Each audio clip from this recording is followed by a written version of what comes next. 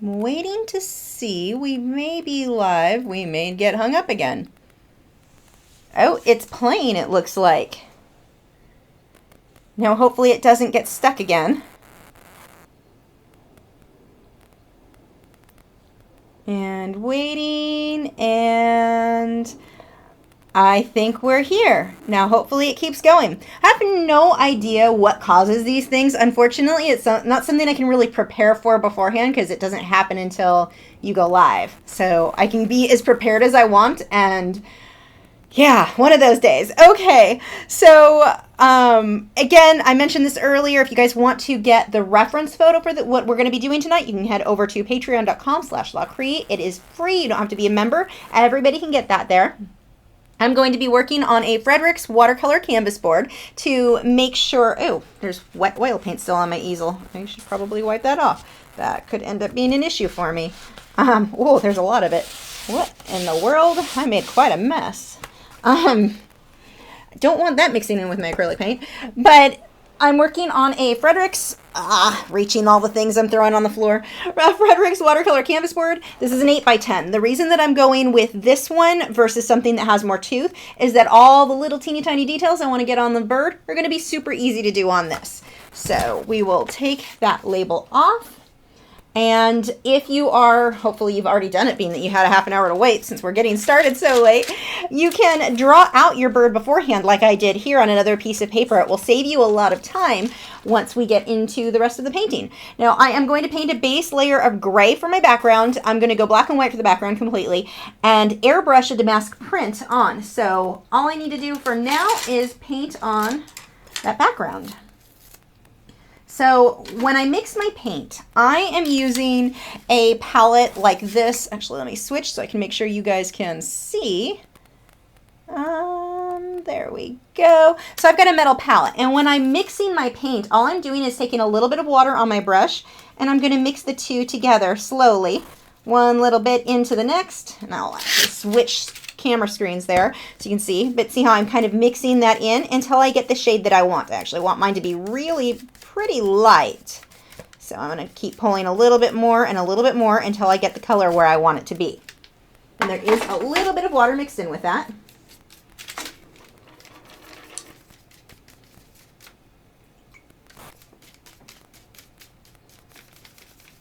And I'm kind of experimenting. I don't know if I'm going to love this background. I actually want to paint the same bird again later with a cherry blossom, like bouquet, out of focus, really pretty background. Like I have it all planned, but that's going to be a much longer process than tonight. So I'm going to just paint this on here. This is a Taklon bristled filbert brush. This one is, I forget what they're called. It's really damaged, so it doesn't feel like a Taklon, unfortunately. And I can fix it. I just need to clean it in my brush cleaner. I use the Masters, and it works really well. Hello to everyone saying hi.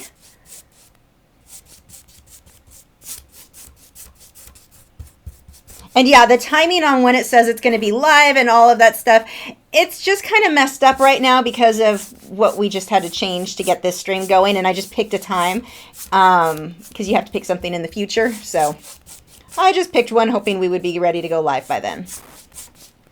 Now on this one, I'm just going to flip it upside down to get the bottom of it because it's easier than painting my easel. Make sure I have that on the camera. Actually, it doesn't really matter right now. There we go. Paul says, I would love to see a video on how to select colors for a background to complement its subject. That would actually be a really, really good video. I was thinking about that lately or recently, so you bringing it up again is kind of a good sign, I think, that we need to have a video on that. And I do have a video talking about choosing different backgrounds, but we can talk about why certain colors look really good and why other ones don't look as good.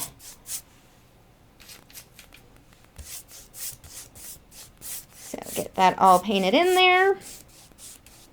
And to get rid of my brush strokes, I'm going to be using what I call a mop brush, but it's actually a powder brush by Precision Beauty. And what I'm going to do is just lightly fan over this. I don't want to add very much pressure.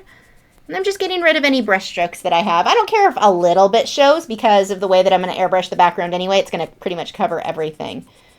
But we'll just go ahead and get that in there. And then to clean this brush, let me find my paper towels. I'm covered in paint already.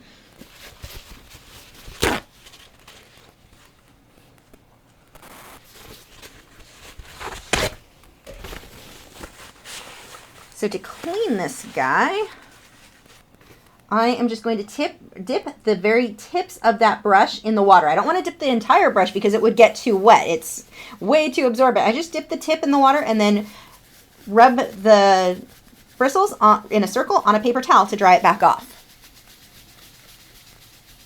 Sherry Davis wants to know where to purchase Frederick's watercolor board. I think you can get it from Dick Blick.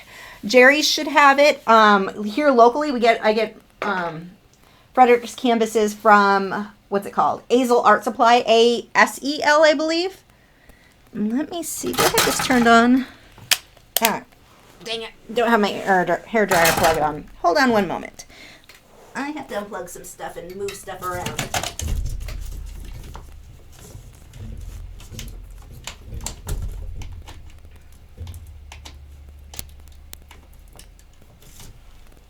Okay.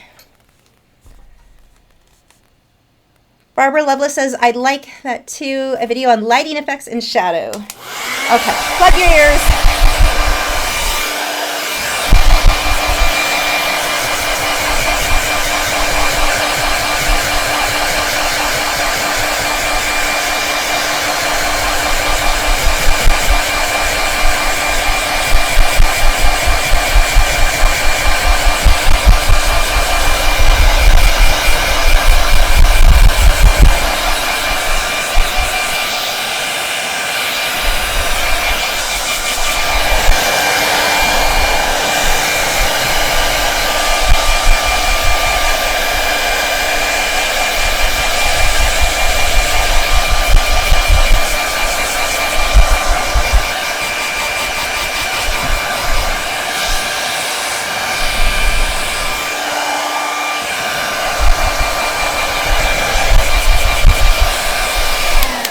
Eric Draws asks if I'm recording. I am now. I missed the beginning of painting it gray, but thanks.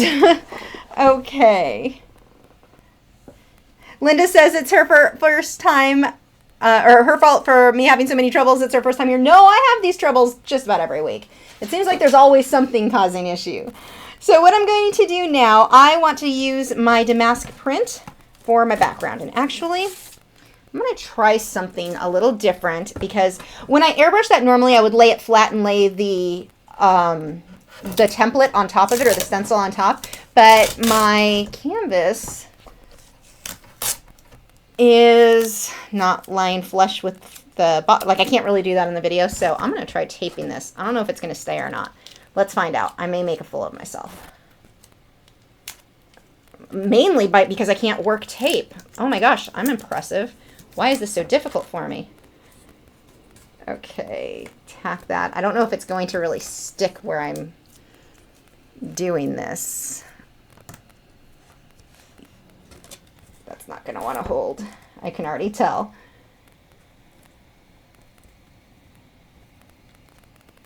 And it's sinking. Okay, I know what I'll do. We'll just do it on the edge and hopefully the tape that I put on will hold it still enough. So what I'm going to do, actually, first thing, and this is a big mistake a lot of people make, like I just did right here, that brush that I was painting with, I just sat it down and left it out without rinsing it first.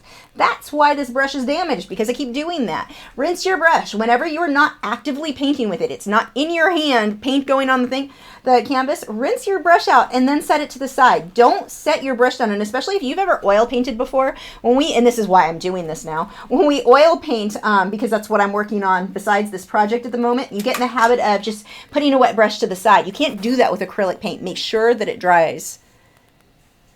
Sarah Makes Art says, the photos that you make available on Patreon, like the flamingo and the koala, are we allowed to sell and make prints of art that we make from those photos? Absolutely. That's what they are. They're royalty free. They are specifically for you guys to go ahead and make do whatever you want. Sell your, I mean, you can't sell my original photo, but you can sell any artwork you make from that, whether it be the original or prints or anything. You have full copyright to use those photos in your own artwork. Just like the sparrow here, you guys have full copyright to use that sparrow in your work. Now, if you're copying my background, and that gets a little questionable, but as far as using the reference photo, you're welcome to do that.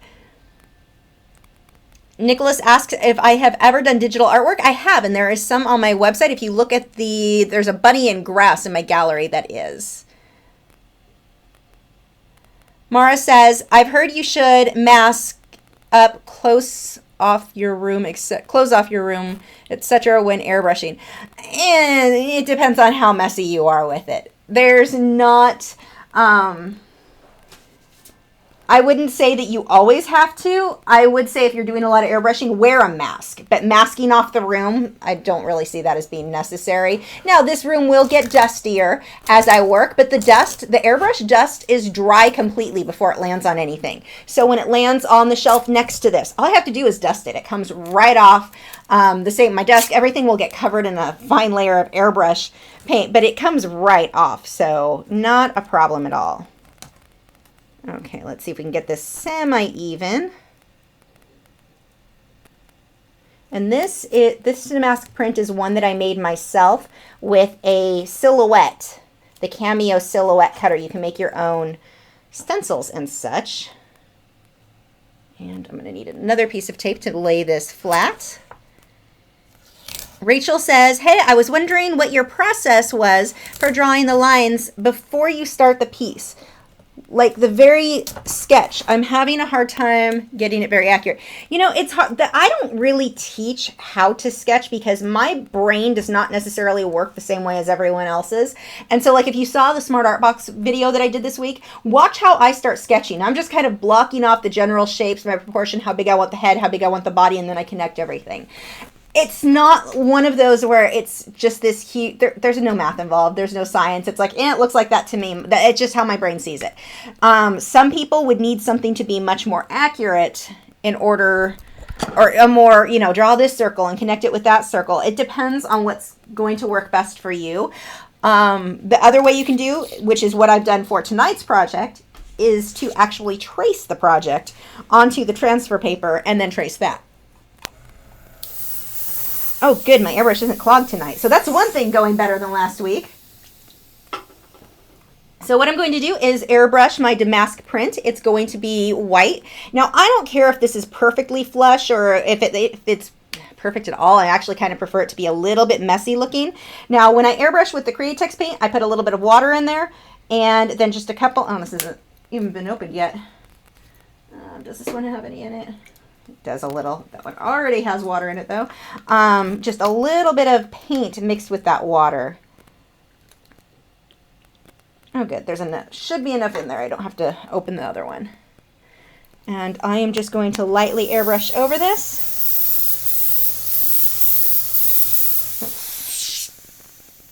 Okay, it's clogged a little. Oh, and I dropped the tip. Dang it. Hold on, I have to go hunting for what I did with the tip of that.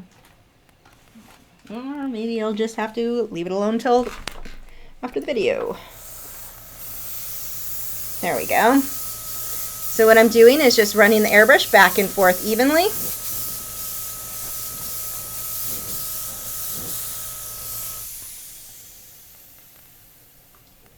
And that looks pretty good. Make this a little darker here. And I'm calling it good. Now I'm going to clean out the airbrush before I do anything else. Yane asks, how do you, I'm sorry if I said that wrong, which I'm pretty certain I did. Whoops, it scrolled. How do you know where to get all of your values there? How do you start a painting exactly in terms? How do you get all your features, etc. within the painting? You are overthinking things. You are so worried about making sure your values are right before you ever start. You're doing too much prep work there. I'm a big fan of prep work, except for tonight where I wasn't prepared on a few things, like not having paper towels out here.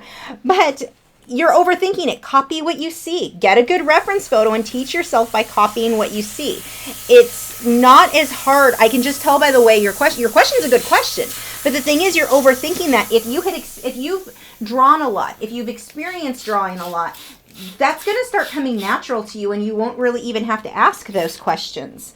I definitely think this is a situation where you're thinking too hard. Just start. Just get your reference photo and copy what you see. And then once you get it drawn, you can start correcting your values by using a value chart or a value finder, or taking a photo of your work and putting it in Photoshop next to your reference photo and then comparing your values that way. Using a color matching tool in Photoshop, you can do that too. But getting set up to do it, there's no prep work. You just want to start. You want to look at your reference photo and copy that as close as you can get it.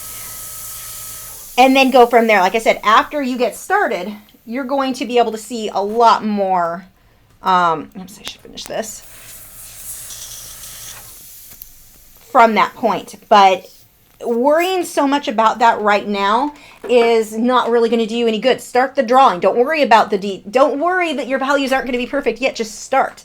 And then once you get that going, you can go ahead and start worrying about your values by taking I generally take mine into Photoshop and then put them side by side so that I can easily compare what my values are.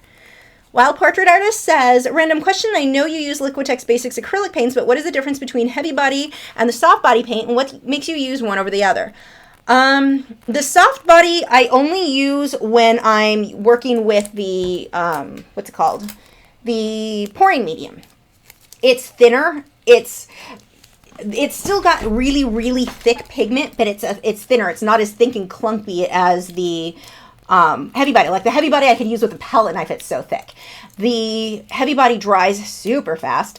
Liquitex Basics are going to be a little bit different in that they're thinner than both. They don't have as much pigment as the other two do, but that works for me because of how I glaze. Okay, so I need to make sure this is dry all the way before I draw my bird on.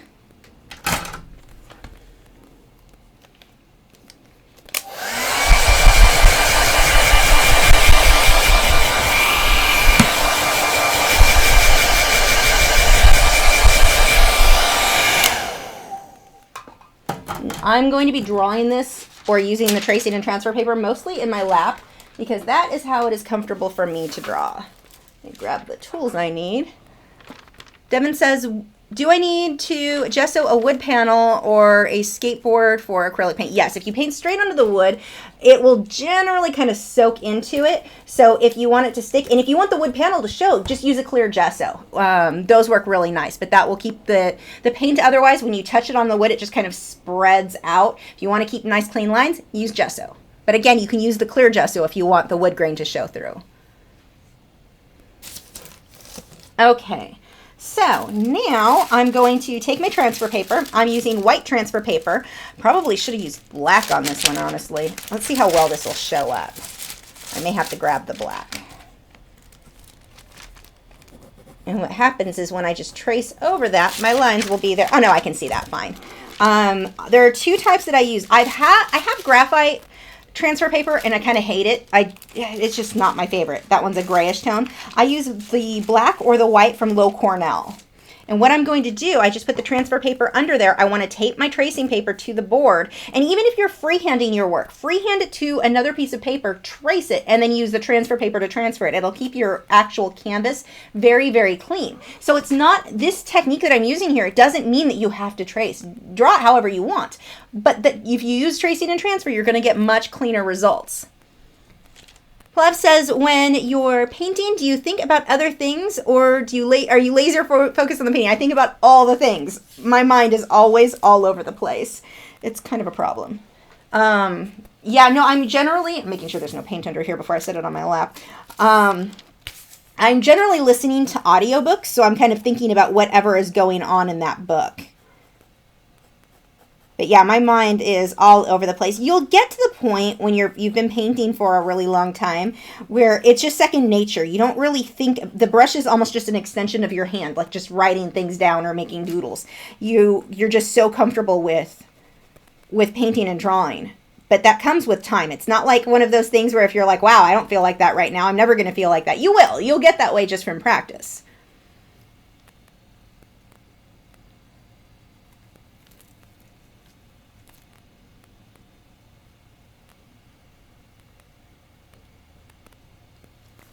So just sketching out some of these little lines. And my background is light enough. If my background, let's say it was going to be, let's say my bird was red and my background was black and I had painted or a dark background, I would draw out the outline of the bird and then paint him white or like a light gray, just some neutral tone. And then I would paint the other colors I want on top. But here I'm working darker colors over light, so I don't have to paint everything with that lighter neutral tone first. It's already a neutral tone. And I don't care about having every single feather in the exact right spot. I don't think it makes that big of a difference, but you do want to make sure your feathers are close. They're in about the right spot. They're going the right direction. Those are the things that you really want to watch for. If you really enjoy painting every individual feather, you are more than welcome to. It's just not my preference.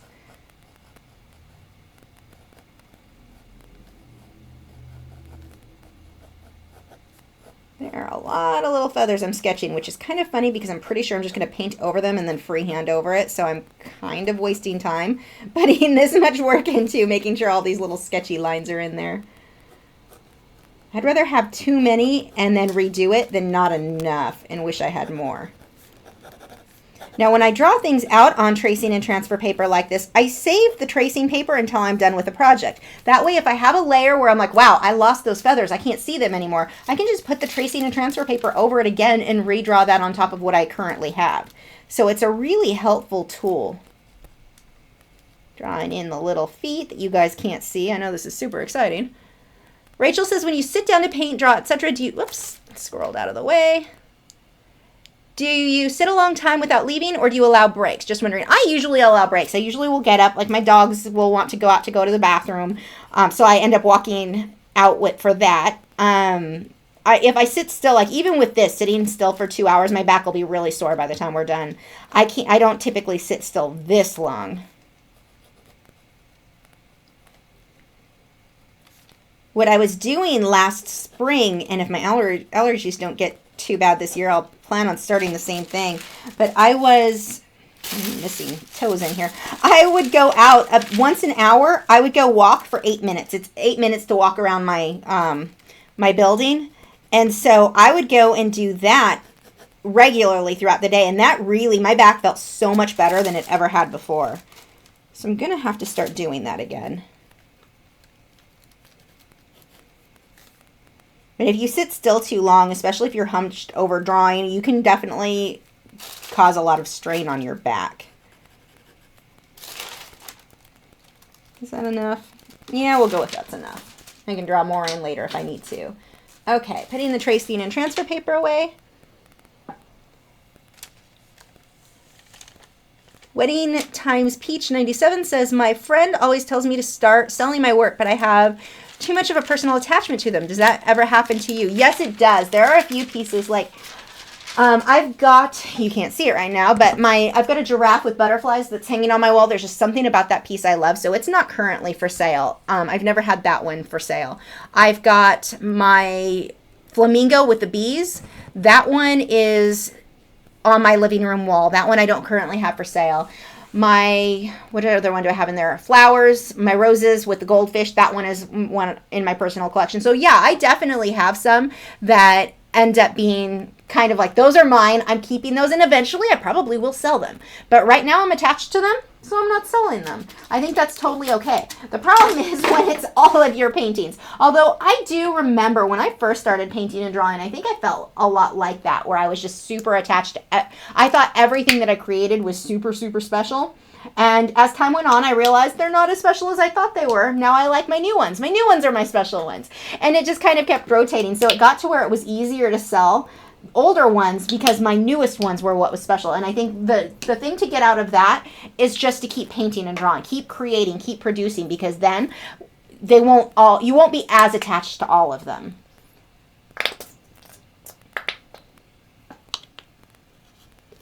If you guys have not already, make sure to check out, I don't know if Deb is here. I know Valerie is here. We've got our moderators. Their channels are listed in the video description. Make sure to check out their work. Valerie does wood burning that is awesome. Deb's got some really cool paintings that we need to get him to make some more of. Just putting some more paint out on my palette there. And I'll probably go with a little bit of magenta. Okay. So, getting started. I'm really probably going to do a lot of this just with a little liner brush, if I can find it. I've got 2 here that'll work for me. So I'm going to do like I did last week and start with the beak. Ferret Art Studio says, my grandma got me a bunch of canvases, but one problem. They're cheap from the dollar store. Is there any way they can be used? I would save those for practice. I wouldn't use them for anything that you're going to sell, but I would gesso them for sure. Get some Liquitex Basics, even the Liquitex Basics gesso is fine. Get Liquitex gesso and gesso them well, because, and then you can sand them if you need them to be smoother. Those canvases, as you paint, are going to be more work than painting on stone, and that they'll just kind of keep soaking the paint. The paint doesn't go on all the crevices. It's a pain. So definitely, I've had students knocking stuff on my floor again. I've had students show up to my classes with those, and they were just, it was really frustrating for the students. So make sure that you gesso those well. That will make it easier to use, but I would only use them for practice. I wouldn't use them to sell, because I've seen problems with canvases that weren't gessoed where the original gesso that the canvas came with ended up coming off or peeling up later on, and that's just, there's a lot of problems there. So I'm using a liner brush. This is a number 4 synthetic hog hair. I'm just going to line that out, and I am mixing a little bit of water in with this paint so that it flows smoothly. Darlene says, how often do you get orders for artwork? On a daily basis? Oh, no, not even close. I don't push mine for sale. I have them available on my website. I occasionally get sales, but I don't really push it. I think a lot of people aren't even aware that I have paintings available for sale. I'm so busy making videos that I don't have time to market the art. I used to sell more. I actually, just because I'm so focused on videos, I never even remember to post, and it's something that I need to do. I need to bring them up when I have a new one in my email newsletter, and I just have been really, really bad about it. So, I mean, it's a good example of, it doesn't matter how much work you put into your website. If you don't send people there, if you don't market your work, they're not going to sell. So like my website is set up focused more around videos, so a lot of people don't even realize that there's paintings available there. Saviano says, are you planning to draw a dragon? If not, would you want to draw him? No. I have no plans for one.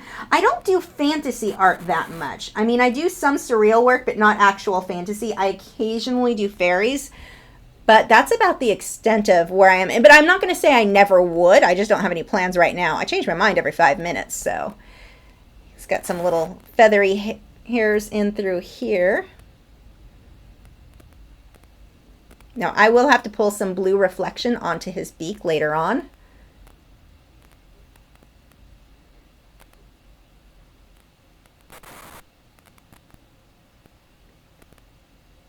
And it's funny I say I'm not that into painting or drawing fantasy stuff, because those are my favorite books. You'd think I'd be obsessed with painting and drawing them. Rachel says, what do you put on your finished pieces to preserve them? My friend brought me a fixative spray for my graphite work. And then nice compliments. It's weird to repeat because then I blush and it gets all awkward.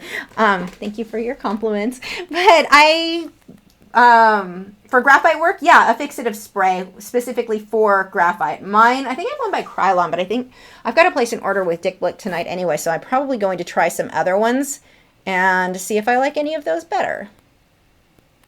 This is way too light. I need to get some darker colors in there. Actually, I also need a brush that I can start blending this out with. So I'm going to take a clean brush. This one is a little bit softer. And what I can do is put my shadow and then just smudge it out a little, just along that edge. See how I'm dragging the dark paint into the light paint? But I don't, the problem that a lot of people have is they will sit there and blend and blend and blend for so long that they lose their lights and their darks. I don't want to do that.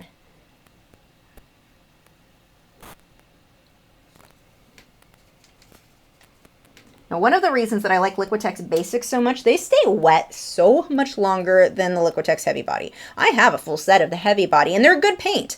But because of the way that I work, I will more often than not reach for my Liquitex Basics. Krista says, I have a tendency to blend graphite with my fingers while doing my portraits, which my teacher hates the habit of mine. Do you have any tips? Been drawing for 2 years. Yes, stop doing that.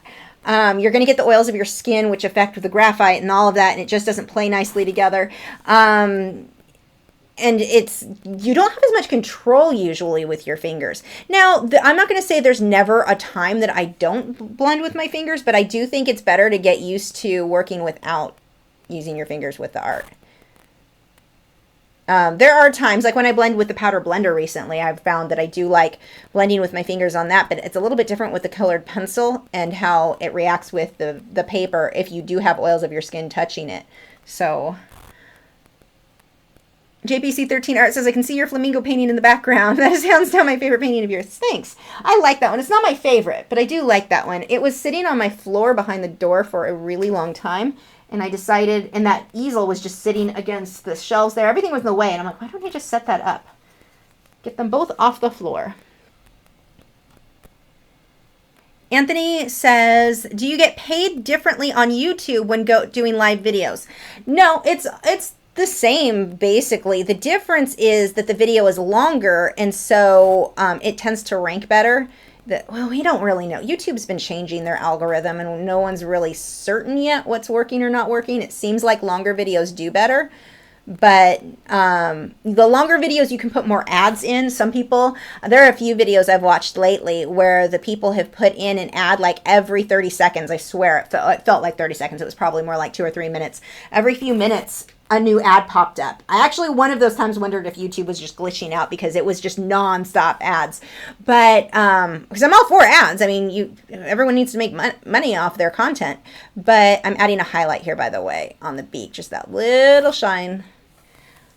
But yeah, I think that people with the long, an hour, 2 hour long videos are able to put more ads.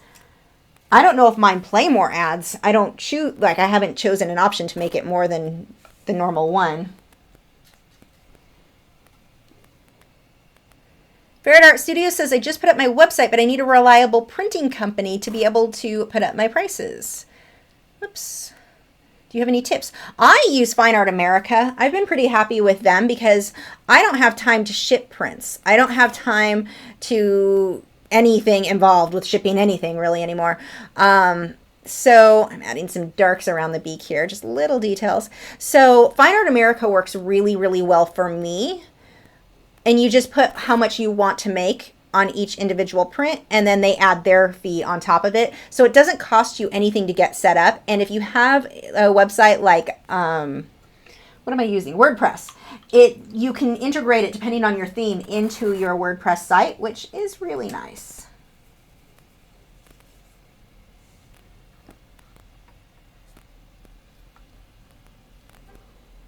So I'm going to take a little bit of this reddish peach color on the tip of his beak and blend that out. I don't want it to be that bright, but I do want just that little hint of color there. Okay, I'm going to come back onto that beak when I come back with the blue here. But first, I'm going to go ahead and start blocking in the eye.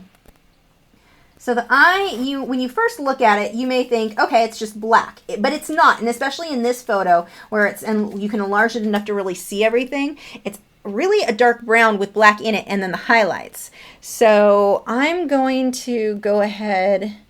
This is, I think I used raw umber with a little bit of magenta for this brown just because I don't have the brown that I want. So I'm kind of mixing it to tone it down a little so it's not so muddy looking.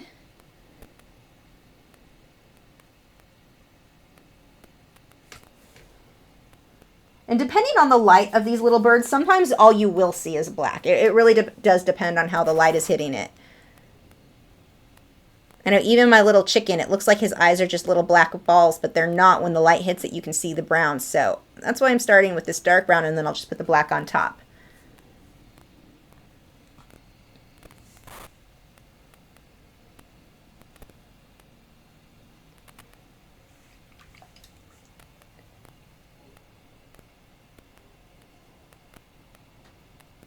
Linda says, you mentioned powder blender. I just bought supplies for that and I'm wondering if it produces a lot of dust. It depends on your definition of a lot. I consider pastels a lot of dust. It is nothing compared to pastels, but it's more than normal colored, you know, how you typically blend with colored pencils. So there is some, but not nearly what you get with pastels, if that helps. Like my easel, I had to wipe down when I was done because there was some dust residue on there when I was finished. So we'll get the gray in here, and I'm going to actually let some of the gray of the background show through just to make my life easier since I'm going to need some light gray anyway. And then we're going to switch to a darker gray. Now, the areas that are really dark, you would look at and you might think, okay, I'm just going to paint them black. I choose not to. I paint them dark brown or dark gray, and then I can add black on top. So if you start with black, you can't go darker for your deepest shadows. It's not all black. So starting with this dark gray, okay, maybe a little darker than that, but that will give me more control to darken things up later. Nicholas says, could you use a spray bottle to mist fine, whoops, just scrolled out of the way. Where did that go? Oh, here it goes. To mist, similar to an airbrush for misting water on a painting. I've done it on very, very large paintings, especially if doing murals. Then the spray bottle works fine because in comparison to how big you're working, the water droplets showing doesn't make a big difference. On a canvas like this, I don't recommend it at all. It's not a fine enough mist. You get big globs of water that will shoot out, and it can leave you with some pretty negative results. So definitely, and the airbrush you need just for spraying water, it's like $30, $35. It is so worth just getting what you really need to get the results that you want. Just the little hobby kits. Badger makes one that I want to say it's about $30 or $35 to get that and the can of air. This is too dark. I need to mix a bit more gray in that. Rachel says, hi again. In several videos you mentioned one of your old friends, his name started with an H, it's Jaime, so it's a J actually. Does he have a website or artwork that can be searched? He had a website. I don't know if he still does. He never updated it. There was hardly any artwork on it, and I gave him crap for it, and he still has not updated it. But yeah, not much, and I don't even remember what the site was called, but it was so out of date that unfortunately we need to get him to update that.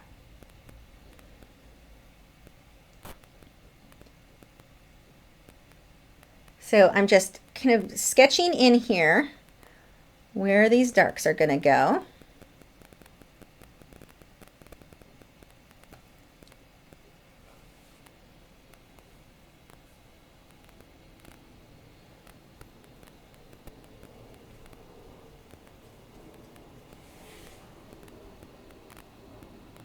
I'll definitely come back through with black in a minute. Let's go ahead and start sketching where some of these lines go.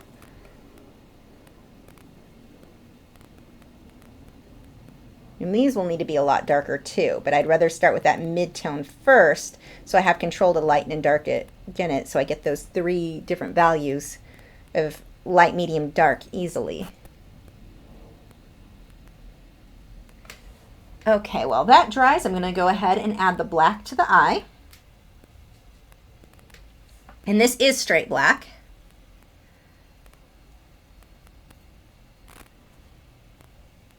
Krista says, what are your favorite brushes for working with acrylics? I use a combination of Taklon bristled brushes and synthetic hog hair, mostly Taklon. The synthetic hog hair is like what I'm using right now with the script liner brush.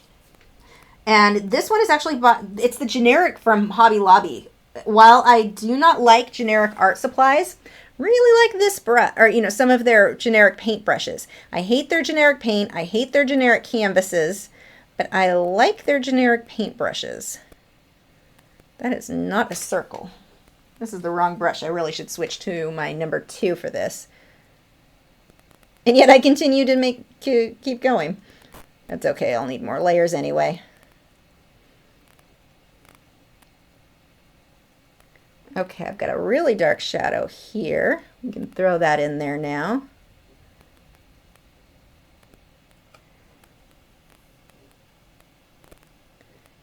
Savino says, hello again. Do you recommend YouTube or social media to show off your artwork? Both. They are also, well, I mean, YouTube technically is social media, but no, I would show it off everywhere.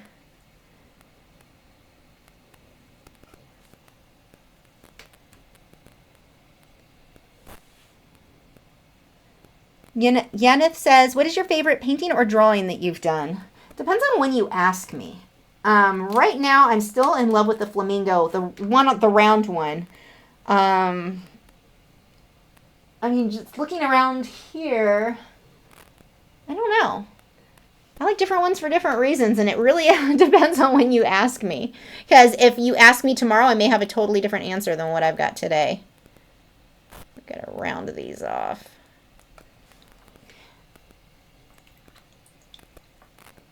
Make sure you guys, I'm not seeing, see how Ryson just highlighted the Lachri fine art, the @ in Lachri fine art. I'm able to see that really easily. I'm missing a lot of questions because they don't, the way that the chat rolls and it's at a distance, it's hard for me to see anyway. I don't see the all of your questions. So make sure you're highlighting like you've got from Ryson here. Ryson wants to know where the spy hanger is. He is actually right here.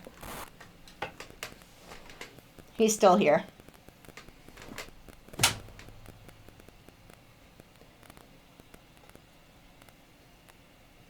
David says, I have well water. Would you recommend using bottled or distilled instead? Wondering if the iron can be in the water can sometimes cause an adverse reaction with Inktense or acrylic. You know, I don't know. I've heard people theorize that it does. I've never seen proof one way or another. I just use tap water. Don't know. I'm not saying that it couldn't make a difference. It makes sense that it could, but I've never seen where it actually did or seen proof that it did. So I really can't answer for certain there. Okay, so I'm going to start sketching in the top section. This is kind of a bluish gray. I don't have any blue. Where is my blue? 1 second, I'm missing a tube of paint.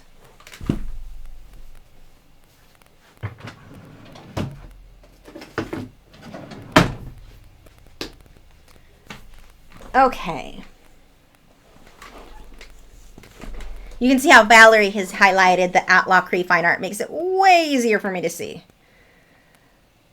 The Artistic Bunny says, do you not like watercolors because you can't get detail? Oh, you can get detail with watercolor. Whether or not I can get it, I can't say.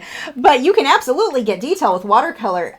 Rebecca, I can't remember her name, her last name. She does watercolor work that is, it looks like a photograph. It's amazing. I just like these other mediums better. I'm so used to them. I just enjoy working with more permanent. The way that I layer acrylics makes sense to me. This is how I've been layering for so long. And so when I work with watercolors, it's a very different way, the way the whole layering process goes. And my brain is just like, nope, we don't understand how this goes. That is way too much blue. Add some more gray to that. I only wanted a tint of blue, not, oh my gosh, blue. That's a little better. Liv Sky says, do you only do fine art paintings or do you do other forms of art, mosaic, collage? I love mosaics. I used to do a lot more, any type of craft, anything I could get my hands on. But now I just don't have time. I really don't have any free time. So I don't do a whole lot of anything but fine art anymore. But I enjoy doing other things. Sianti says, where did that go? It just scrolled up. Do you already sell the recent dolphin paintings? I'm in love with that one. The 3 under the water? No, I haven't. I haven't decided. I've got to change my prices. That's another reason I don't have newer paintings available on my website, because I have to adjust my prices and I haven't done it yet. So I just haven't. The old prices will probably, what's up there is going to stay the same for the most part. But my new ones are going to change and I don't know what they're going to be yet. So no, I've not sold it yet. I haven't made it available for sale yet. Use a little of the blue on the beak for that highlight there. Now notice how his eye looks all like it's just staring and it's ugly and scary and, well, it's ugly and scary. Watch what a difference it's going to make when I start putting the highlights over it. So I'm going to take a little bit of white. This would actually work better with transparent mixing white, but I'm too lazy to get up and get it. So I'm just going to water this down a little. Oops, too much water. Too much water makes the paint not only too runny, makes it too translucent, which is not what I want. It doesn't stick to the canvas as well. So add the little highlight. See how I'm curving that?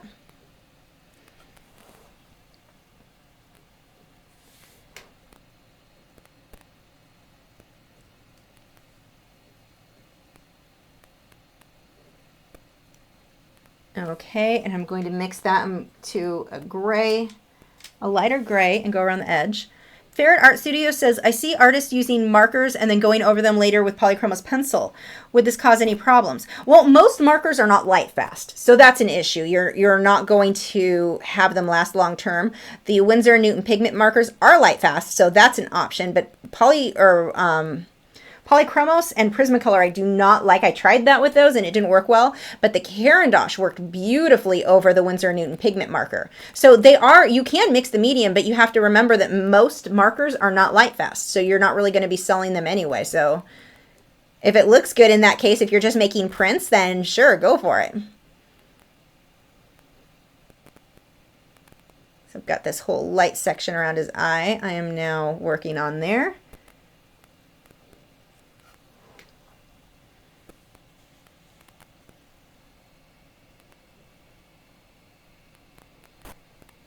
Liv Sky says, Cyber Sailor would like to know what the brand of acrylic is. It is Liquitex Basics, and I should have a description. If you go to the video description, everything I'm using should be listed there.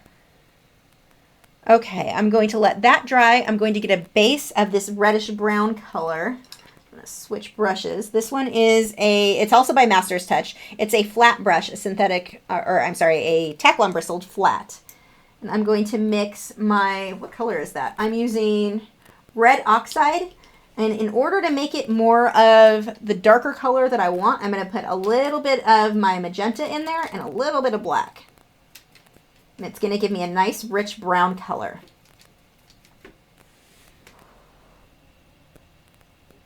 Now you can buy that color, but I'm out, so I'm having to mix colors to get it. And one of the most common questions I get from people is, how do you know which colors to use to mix? How do you know that those colors would do? I know from experience. I've tried it enough times and done it wrong enough times that you start to figure out what works and what doesn't work. And it's not, if you're looking for kind of this magic answer that somebody is going to give you and you're instantly going to know how to mix color, you're not. Practice. Try things. See what happens. Do you like what happened? Great. If you don't, try something else. But don't be afraid to experiment.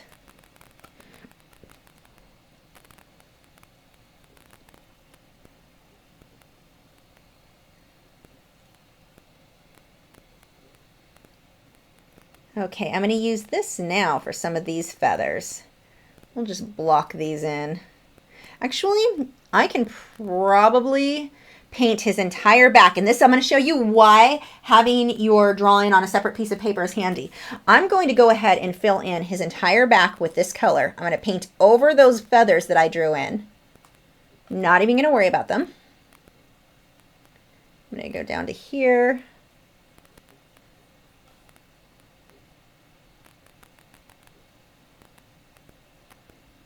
And I'm going to paint this entire section this brown color. And what it's going to do is allow me then to just put the other colors I need on top of it, my highlights and my shadows from this point. This is going to look terrible. This is just blocking in the color. But the great thing is, even though everything was drawn out, it doesn't matter. I'm just going to use the tracing and transfer paper again when this dries to sketch in where those feathers go. So I don't have to redraw anything. So again, even if you don't like to trace things, if you want to freehand it, this is such a great way to go. It could already be freehanded on your other paper, but now you can be kind of messy here, sketch that in, not worry about staying inside the lines or any of that, because I can draw the details I need on top of it. Linda says, will it hurt to use the 600 grit as opposed to the 400 grit colored pencil paper? Couldn't find Fisher 400, had to go with UArt. With UArt, the 400, I've used 500 with UArt. I've not used 600, but it'll be totally fine for you. It'll be slightly more fine than the UArt I used, but it'll still work fine. I've known artists who used up to 800 and liked the results they got, so you will be good. So while I'm at it, I'm just going to go ahead and start blocking in some of the darker colors. Whoops, that isn't darker at all. More black.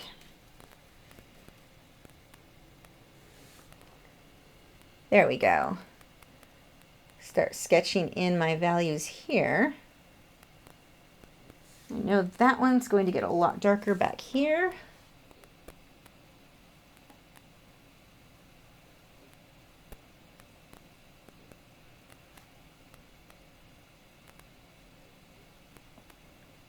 Now on the tail on the photo is really, really out of focus because I have the camera focused here on his eye.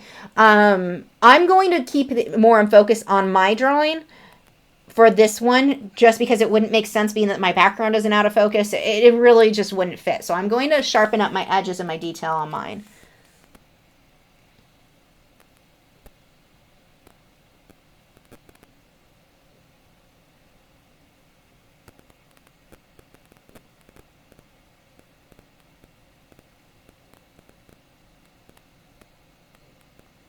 So we'll start sketching in where the body is here. That's going to start getting lighter, so I'll start adding white to my mixture of gray.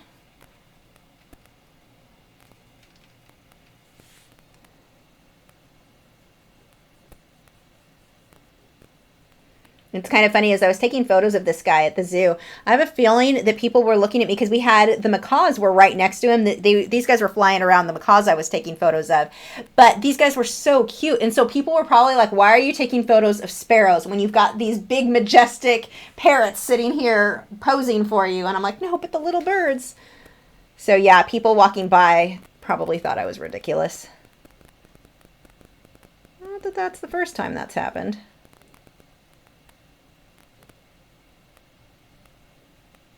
So I'm just following any brush strokes I make around this curve. I can still see the dark lines I made under there. I'm going to have to start lightening things up.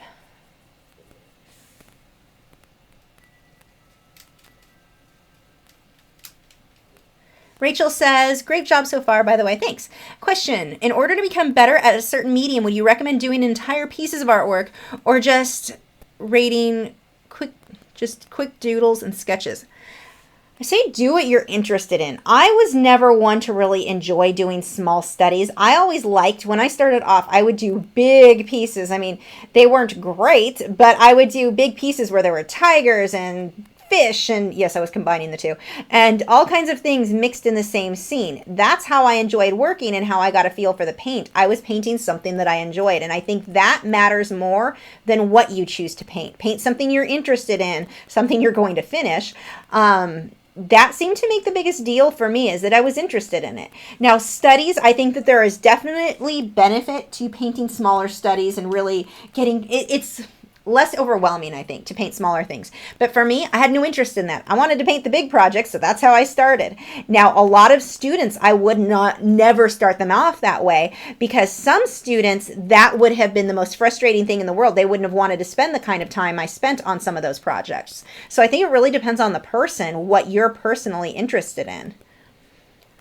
I've always said students will learn better if it's something that they enjoy painting or drawing. I'm not going to choose for a male student who's not interested in flowers to draw a rose if he's not interested in that. I had a lot of, especially younger male students, were kind of like, that's not what I'm interested in. I'd rather draw cars. Okay, then let's have you draw cars. We can do whatever you're interested in, or wildlife, or whatever seems to work better for most.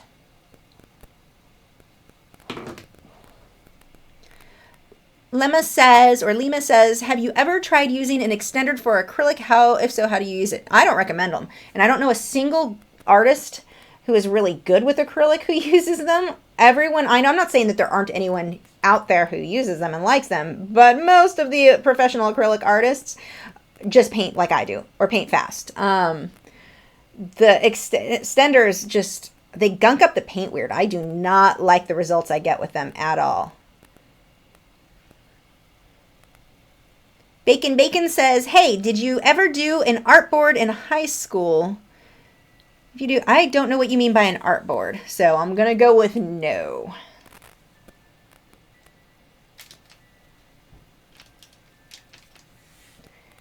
Now here, this looks like it's white or straight white. It is not. It is actually just a pale, pale green, and I've got a little bit of unbleached titanium white mixed in with it.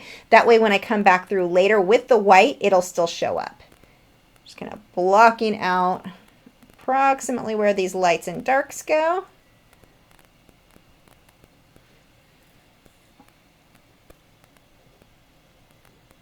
Carla wants to know where I get my inspiration from. From everything around me. I just see things that I'm like, wow, I want to paint that. That's really pretty. I want to recreate that myself. And so I do. But I don't know, for me, art's just kind of one of these things I have to do. It's not like, Oh, it sounds like something fun to do. Like if I stop painting and drawing, I start getting super depressed. Like it really affects me negatively when I'm not painting and drawing regularly. I mean, even when I go on vacation, I bring something that I can do digital art with or plan out paintings or, you know, there's always work involved. I don't like to be away from painting and drawing for very long at all.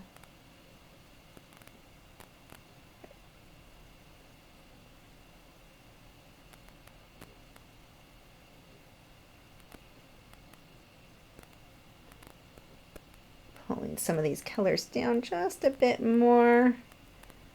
And then I need to get a base on the feet.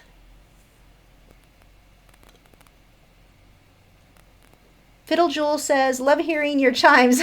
Yeah, they're going kind of crazy out there tonight. I have mine pulled up so that they're really close to my sliding door. So I don't have them out hanging where the wind generally hits them because I'm afraid that I will drive my neighbors crazy because not everybody loves wind chimes like I do. I've been hoping for a long time that I would have a neighbor move in who had wind chimes and they would put them out so they could be the one to annoy other people, but I would get to listen to the wind chimes. No one did, and so finally, after a while, there are plenty of people in this complex that do have wind chimes, so I'm like, okay, if they've got them, I'm going to go ahead and get some, but I did put them kind of in, so I'm like so paranoid about inconveniencing my neighbors. Stephanie says, do you sing when nobody's watching? Not really, because my voice ruins the songs. It's really sad.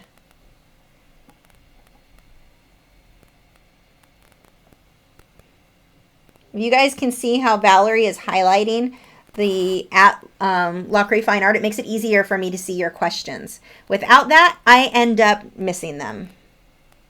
I apologize. I'm not ignoring people on purpose. I just don't see your questions if they're not highlighted properly. So I'm kind of blocking through this and having a whole lot of ugly stage.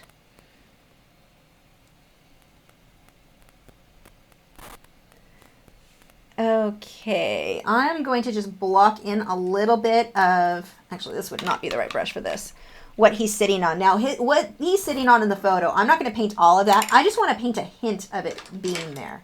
So I'm going to switch. This is a Tack-On Bristled Filbert, a number 4, again by Master's Touch. I sound like it's a promo video for them. I promise it's not.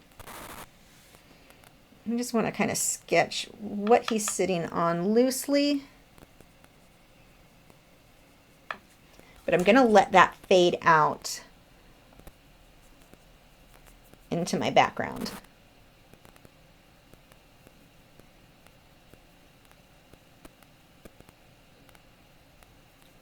And I'm going to let brush strokes show as I work my way out, just because that's what I want.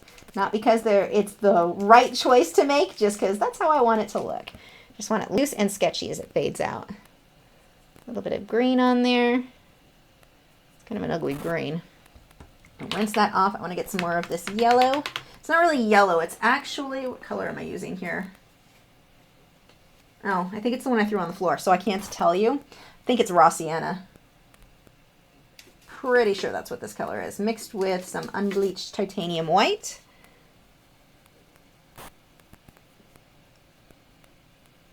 I may come back through and add more detail, but I'm just going to keep that really loose.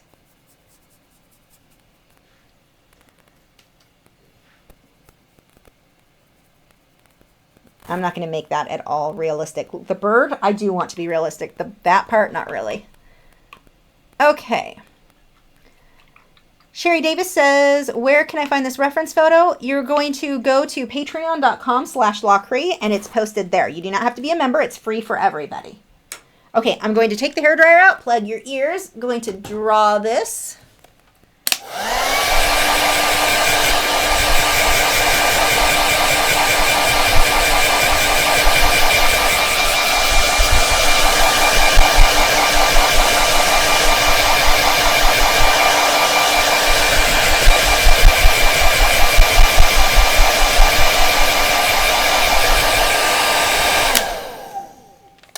Valerie, I could not be doing this without you here helping me. Valerie is the moderator for tonight. Make sure you check out her channel. She is answering everybody's questions and helping everybody and is awesome. And she's got a wood burning channel that's amazing. Emily says, I use Dowler and Rowney paints. Do you think it's a good brand? Not at all. I do not like them. The problem with those is they have a tendency to put down your first layer, you let it dry completely like what I just did. You then go on top of it with your next layer and your first layer pulls off. I hate them. Unless they've changed their formula over the years, I do not like them at all. I mean, play with them. It's not that you can't make something that's pretty. I want to make that clear. You can play with them. You can make pretty things with them. But they're not going to do for you what this is going to, with the Liquitex Basics will do. Those and Reeves or Revis, I've seen a lot of problems with. Okay, so I've done, you can see I've put my drawing right back over that. Just lined it up with what I already had.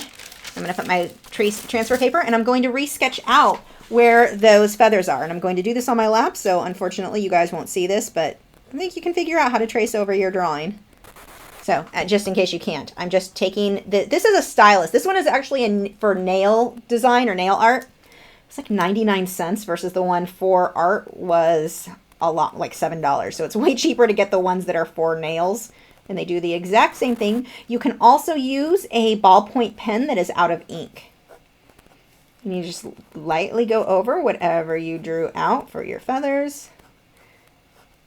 Again, I'm not going to draw all of these exact. That's not really important to me for this one. I want to get a general idea, and I want to save as much time as possible so we can finish this before midnight. This actually won't take that much longer from this point out, now that we've got everything blocked in.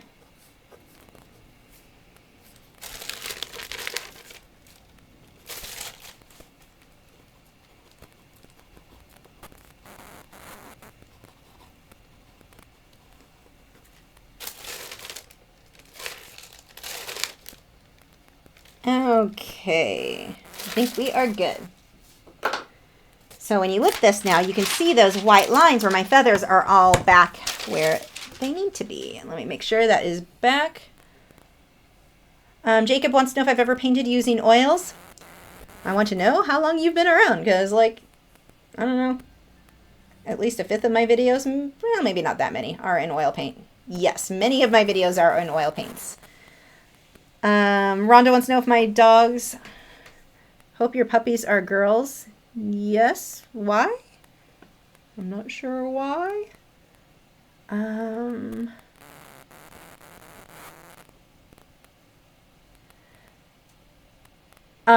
for the oil painting question, I will be painting in oils. I've got 2 tutorials coming up. Actually, I will show you really quick. If you've not been following on Instagram, you have not seen this, but this is one that I'm currently working on. It is an oil painting landscape. I'm just now starting the grass and the trees. You can kind of see it better back here. But, yeah, so I've got, oh, almost fell out of my chair and knocked everything over at the same time. I am so graceful. Okay, Orion Fine Art says, I started using Mona Lisa paint thinner. When I blend, it comes out grainy. I've heard you say use layers, but I'm afraid to burnish by accident. How do you avoid this? Practice. Test on a sample piece of paper until you get the results you want. You're overthinking it. And I need the smaller brush now so I can start. Nope, that is not the smaller brush. There's my other liner. I know you're in here. Oh, I probably threw you on the floor too. Oh, hey, I found the other part of my airbrush that I lost earlier. Oh, there's the brush I'm looking for. Okay. So let's go ahead and go back up to the head. Now I'm going to start putting in the details around the head. So I'm going to start with, I'm mixing titanium white, unbleached titanium white, and a little bit of gray to get the highlights here. I don't want to just jump to white. I want to keep white for my lightest highlights. I'm just going to start sketching in. It's a very sketchy look where you get these little teeny head feathers. Ayan says, never mind, since you're doing oils for the next few videos, you will be demonstrating a little on how to apply layers in each. In case some decide to do both acrylics and oils. I've got a ton, I'm not sure what you're asking. I think I missed one of your questions. I've got a ton of oil painting videos, including intro to oil painting videos. And then I've got some beginner, a lot of acrylic paintings ones too. So I'm not sure what you're asking. This one that I'm working on will be just oil paint, the landscape that's that I just showed you. But I have a feeling that I'm missing one of your questions, which is probably why I'm confused. Let's get some dark grays in here for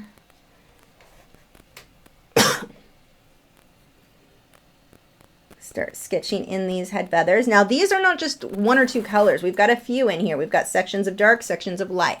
So I want to watch that on the reference photo. What I have painted for my base layer is a little too dark. But it's just my first layer, so it doesn't matter. I'm going to put light on top, which will lighten it up. Now these lines are not just sketchy or just random confetti lines all over the place. I need to make sure that I'm following the direction, and they're kind of clumped together. When you look really closely, you can enlarge this photo quite a bit and see how these feathers are clumped. A little bit more water. Mine's starting to dry, so it's not coming out so good there. I think I have too much water now. I don't know where, yeah, a little bit too much. Okay, so I want to start creating these clumps and little sections on his head.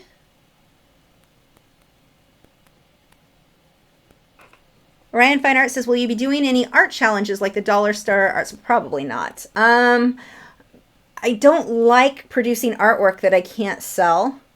I mean, because I'm while I teach videos, and I want to make things that are fun, I also sell my work. And so dollar store challenges, I have a hard time justifying spending my time doing those. However, I am working on a review of the Marco Refine, whatever they are, like cheapy colored pencils from China.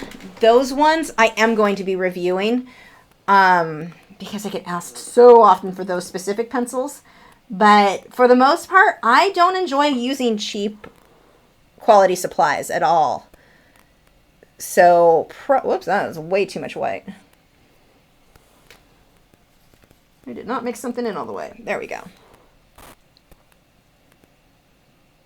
So like all the Crayola challenges and all those, those are children's toys. They're not actually fine art supplies. So they can be fun to play with if you have time. I don't have time to work on things that are not going to be finished fine art pieces.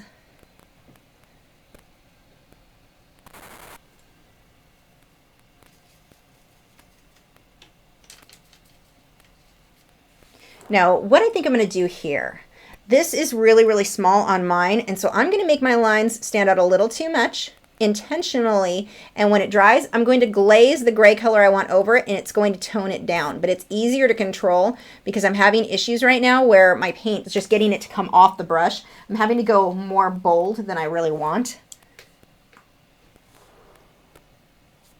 Ferret Art Studio says, are Inktense archival? No, they are not, because they are not light fast.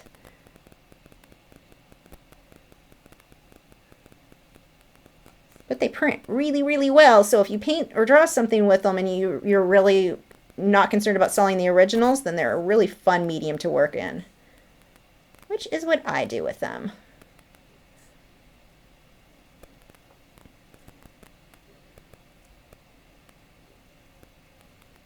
So starting to build some of these clumps and clusters on his head.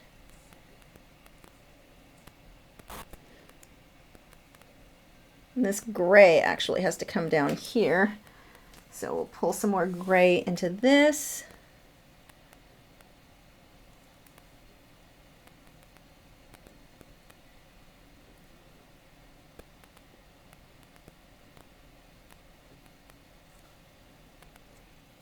Mara Black says, does your stylus make a groove in the canvas? No. Not at all. It's not. It sometimes has ripped through my tracing paper, but not on the canvas. It's never caused issue with that because it's not. It's a rounded tip, so it's not sharp. JPC 13 Art says, will you ever do a Prismacolor versus Lyra Rembrandt video? I don't know.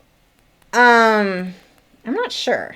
I mean, I've done separate videos on both, but as far as comparing the two, I don't like Lyra Rembrandt by themselves. I like them for background stuff. I like them for certain things, but like as a standalone pencil, they would not be my go-to pencil if that was going to be my only one. They can work. They're not terrible, but they're not, I don't know. I just don't think they're a great standalone pencil. They work great with other pencils for different techniques, if that helps. Carla O wants to know where I get my art supplies from. It depends on what it is. Like these brushes are from Hobby Lobby. When I used to teach at Hobby Lobby, I got most of my supplies there just because if I was going to be there teaching, I might as well pick up my supplies there at the same time. But now that I'm not there, I hardly ever get a chance to go by. So I buy most of my stuff from Dick Blick if I cannot get it from there. Or if Jerry's, for some reason, has a better price or something like that, then I go to Jerry's Artorama. Those are my two main places. Or if I'm in the area, Azel's Art Supply, they've got their Frederick's canvases are always 50% off. They're in North Texas. Again, making sure I get my clumps and clusters in here. I am defining that outer edge of the bird a little bit better than what is on the reference photo so that he stands out from that background. But I'm pulling in. I don't want it to just look like he's outlined. So I'm pulling that line, that dark line in.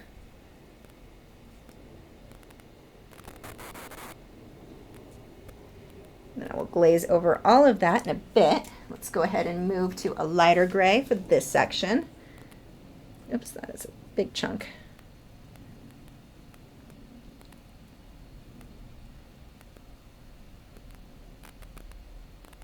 It looks like I'm missing a big chunk of what this should come down to. So we'll just pull some of that there.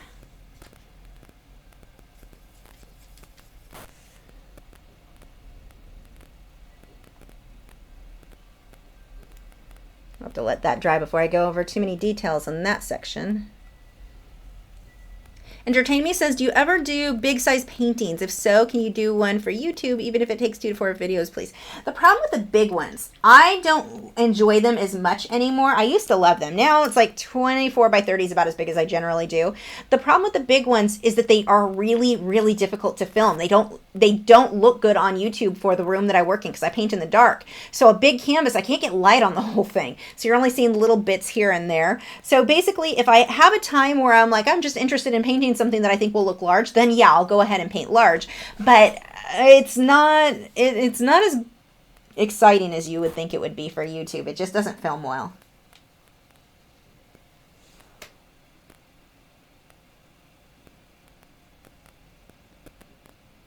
So just working on these little teeny feathery hairs in here. Now, this is why I didn't go straight white on this section. Now I can come through with actual white and it will show up. If I would have started with white, I can't go lighter than that. So now I can go ahead and come through with that. Valerie says that my video description is wrong unless this is a lion. I will fix that when the video is over. It didn't copy and paste. I was having a problem getting this one saved. It should be a copy of what the last one was. So I will fix that when this live stream is over. Yeah, there were some serious issues changing everything over. It wasn't showing me that I made a new event, and that was a big thing. So I want to pay attention to how long or short these little hairs are, or feathers technically. We've got a lighter area that comes up through here. And pay attention to what lays on top of what. They're not just lines, they're overlapping each other in different areas, and that's something you want to pay attention to on yours. Rachel says, what do you use to take your reference photos at the zoo? Also, would you recommend taking photos at an aquarium too? Yes, to photos at an aquarium. I've taken several there at the local aquarium myself in Dallas. At the zoo, I recommend a DSLR. I am using a Canon 6D with several different lenses that I cannot list the specs on because I don't remember what they are. I have a friend who's into photography, and she just tells me what to save up for and buy. But I don't actually know a whole lot about photography. I know my camera is good because she told me to buy it. But the DSLR will get you really good results. But I mean, even if you can't get a big setup for a camera. Use any camera you've got. Use a point and shoot. Use whatever you have available to you to start taking photos. Now, if you go to a zoo, I do recommend pay attention to when they have their events with the zookeepers, where the zookeepers are bringing out the animals and talking about them, because you're going to get way better photos, especially if you don't have a lens that will zoom in real close. So definitely watch for those. And they will have it on their calendar. Most of them have it on their website now, where you can see what they will have.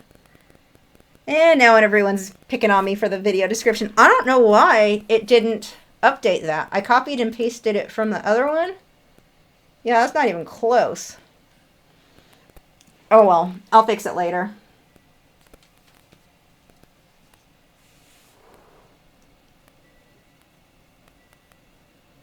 It was just night of technical difficulties. Okay. I'm going to switch to a slightly larger brush for these thicker or bigger areas.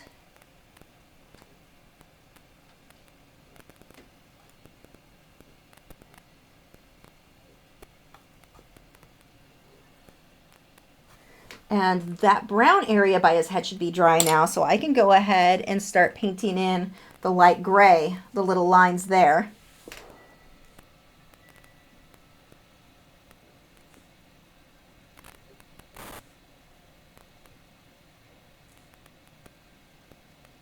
There's a whole bunch on the outer edges, so it just kind of fades nice and soft.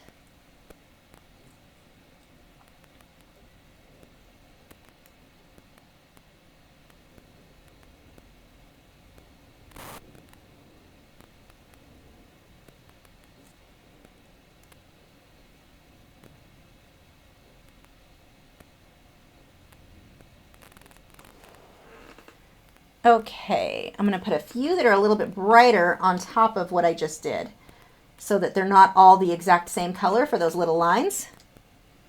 Orion Fine Art says, any tips on how not to get bored while doing art?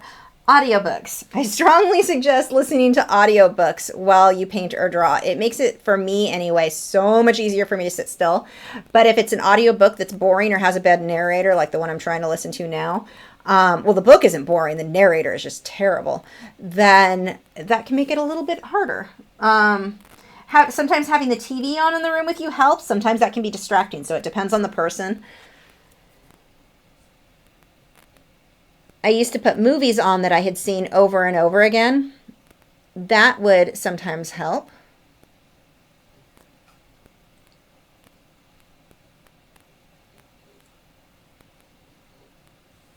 Got some little hair guys in there.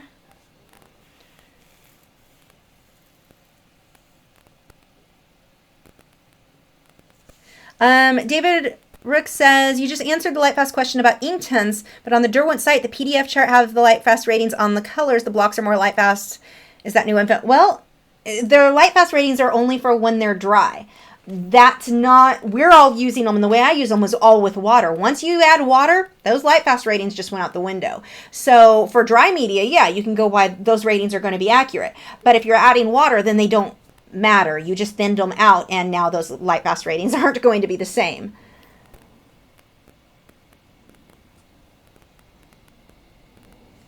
Carla says, what do you use so your paintings last a long time? I varnish them for acrylics. I varnish them with Liquitex gloss varnish. I do a spray. I have videos showing you.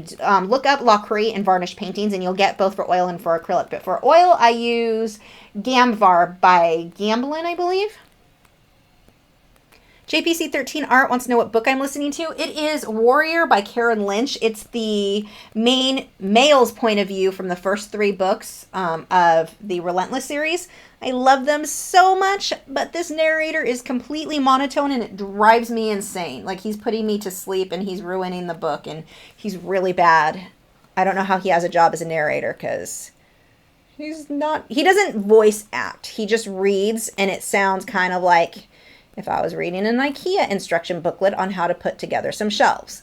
So, yeah, it is painfully bad, and I'm a little bit worried because the author seems to think that he's amazing. He's not amazing, and all the fangirls think he's amazing, but these are the same girls who... So, funny story. I'm in a group about those books because I wanted to be up to date when updates came, when the new ones came and all that. So I joined this group on Facebook, and the women and girls in the group are so obsessed with the characters that I'm outlining this a little bit with the white there, that they will find photos. It's a model that they use on the cover of the book. They go around the internet and look for other photos that this model has been in and claim they found the guy from the book. It's Nicholas.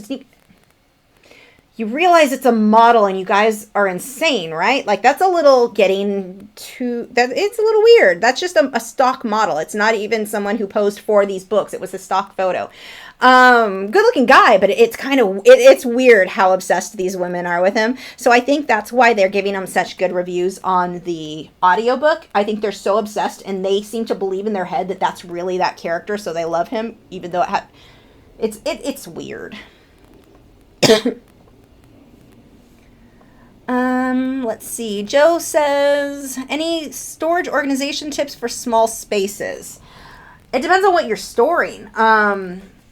I will be doing, if you look at how I've got go back and look at my studio setup or my studio tour, you'll be able to see how I'm storing everything. I think that'll probably be the easiest way for you to see. Now, what I'm doing here is layering and just building and building and building until it starts to look how I want it to. But yeah, as far as storage and organization, just go look up the videos for Lachri and Studio Tour. And the newest one for this location I'll show you. But I'm going to be doing another studio tour soon with a 360-degree camera, so you will be able to really feel like you're in the room and see better. Maybe I'll work on that this weekend. Of course, that means I'd have to clean my studio. No one wants to do that.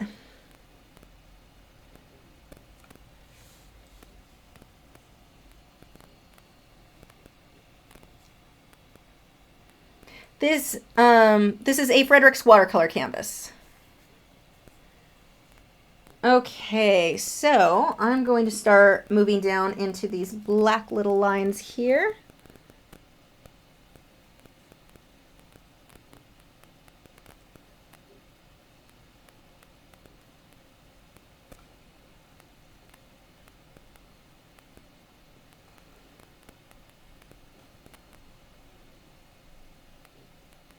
You can really see when you're looking at the reference photo, not copying these exactly at all, just going for about the same look. I do need to make sure that these little lines go in the right direction. Bacon says, is there any way to erase unwanted colored pencil? I have an unwanted blue smudge and my rubber doesn't work. You can use an ink eraser. Those are my favorites. The Faber-Castell ink erasers are the easiest way to get them up. If not, if you can get a hold of some titanium white, some touch-up texture and titanium white powder from brushandpencil.com. It's the way that you see me often paint white lines and details. That will be able to cover whatever you did, and then you can work over it.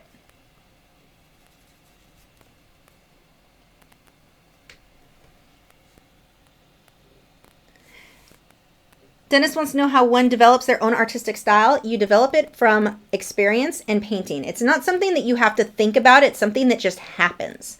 The more you paint and draw, that style is just going to start coming out on its own. And you won't even necessarily realize that you've developed it. I've told this story several times where I kind of had my own little meltdown where I was like, oh my gosh, I've been painting for so long and I have no style. And my friends finally were like, what are you talking about? I can always tell what your work is. It's very distinctive.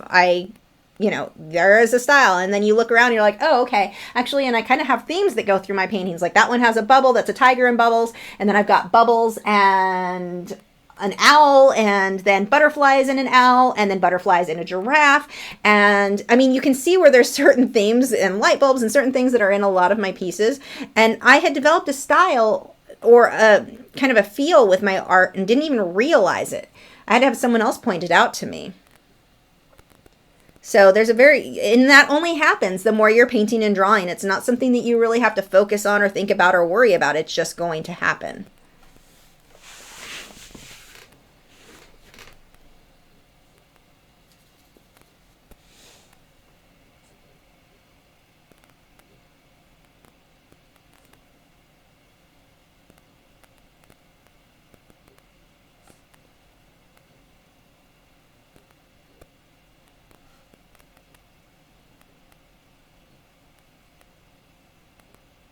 Just kind of blocking in about where these lighter feathers are going to go. And I'll pull highlights into that.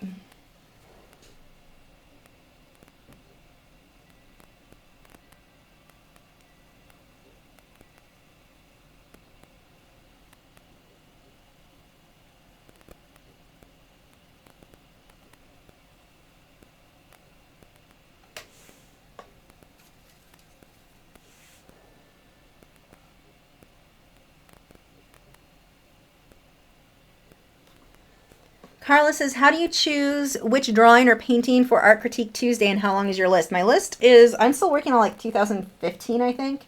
My list is very, very long, and I just go through one at a time and just work my way through the list. And sometimes I look at something and I'm like, okay, I can't really think of how to make a lesson out of this that would help other people, so I may not choose that one that week, but I may go back and do it again later. But yeah, I keep an email list. All the emails that come through, I just scroll through it and go by date. But yes, it is a very long list. Entertain Me says, do you ever do still lifes like graphite drawings or acrylic painting? Do you not do it because you think it won't sell? I don't do it because it doesn't interest me. You don't want to choose what you're going to paint or draw based on, is this going to sell? Because that's not how the artist should create. The artist needs to be creating and then finding the right audience for what they create. Otherwise, you are going to be very boring and very bland, and it's going to show in your work. You want to create something that you're passionate about. So with me, I'm not particularly passionate about still life. I do still lifes. If you look through my channel, I've got some. I mean, I realize I have over 600 videos, like coming up on 700. So I get where not everybody has seen all of the videos, but I mean, I've done plenty of still lives. It's just not what I'm terribly excited about for the most part, so you don't see me do it often.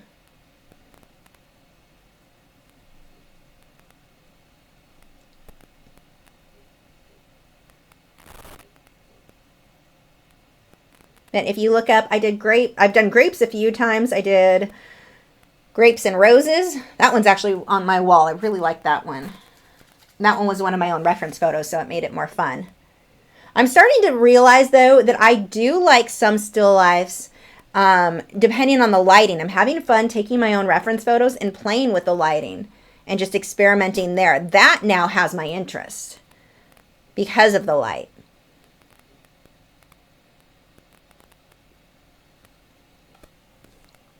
Falhan says, while working with polychromos colored pencils, not using powder blender, will this texture fixative work with regular cotton-based papers? I've not tried it. I'm really not sure how well it'll work. I'll have to test that and find out. Someone is saying streaming problems happening again. On my end, it looks like it's still running, so hopefully it'll catch up for you.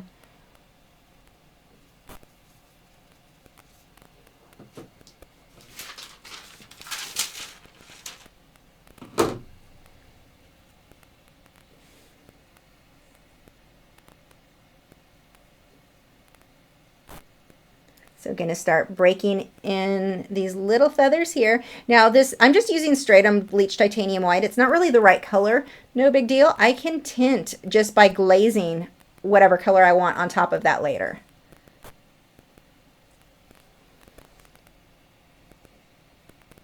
Savino says, for your speed painting videos, if you wanted, you could put a song in the background that would give, or would that give you a copyright? Do you have to have, yeah, I have to use copyright free. I do have music available to me, so I can do that because of my YouTube network. So that's a part of my contract with them. But some people don't like it. I put it on some, like I even had a lady this week who was saying it was hard for her to hear what I was saying because of the music. So I usually put those on Smart Art Box, but I haven't been putting them on these. It's one of those situations where I'm not going to be able to please everybody one way or another. So I have to figure out what are most people going to be more comfortable with. I know for me, I usually prefer there not to be music in videos.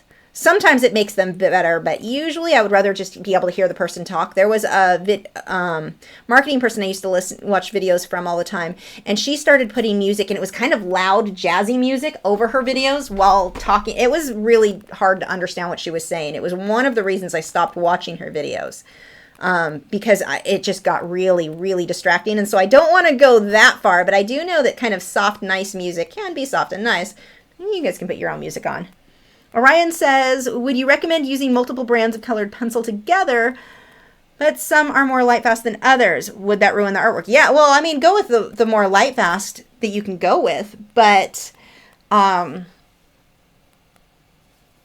that's definitely what I would choose. But you've got light fast within every brand. Just check their light fast rate. Well, not every brand, but most brands will have light fast ratings that you can get. But yeah, I mix mine all the time. I use Polychromos and Luminance together. I use the Polychromos and Pablos when I was working on the most recent with Powder Blender. So yeah, there are different types of pencils work better for different things. So mixing like a wax and an oil base work really well together, because you can use your oil base for the finer details and lines, usually, except for Library Rembrandt. And you can use your wax base when you need something to be more opaque, which would be like the Caran d'Ache, or the Luminance, I mean. Tanya says, what lighting are you using for photos? Natural daylight. Joe says, part of me misses your self-recorded violin pieces, but I get where you're too busy for it now. Thanks. I want to record more violin, but it probably won't be mostly for those videos. That's kind of maybe in the future. I need to get some dark in there. Well, I guess I can keep working with the light from... Nope, I need white.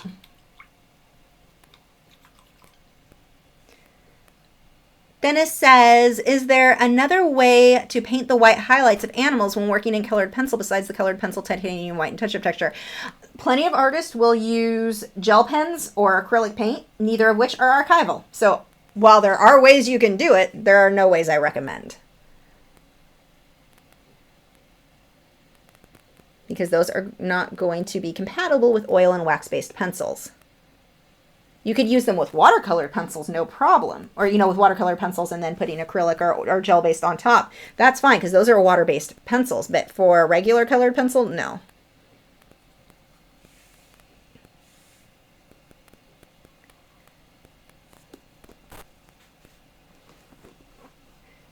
These April Rain says, if the person is talking, I like it better if there is no music. If they are not, and I don't like music, I can just mute it anyway if I don't like it.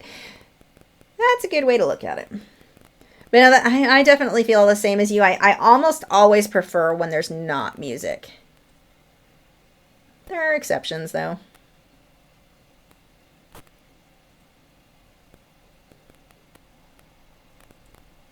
These colors that I'm using are way too bright, but I will be glazing over them to tone them down later on.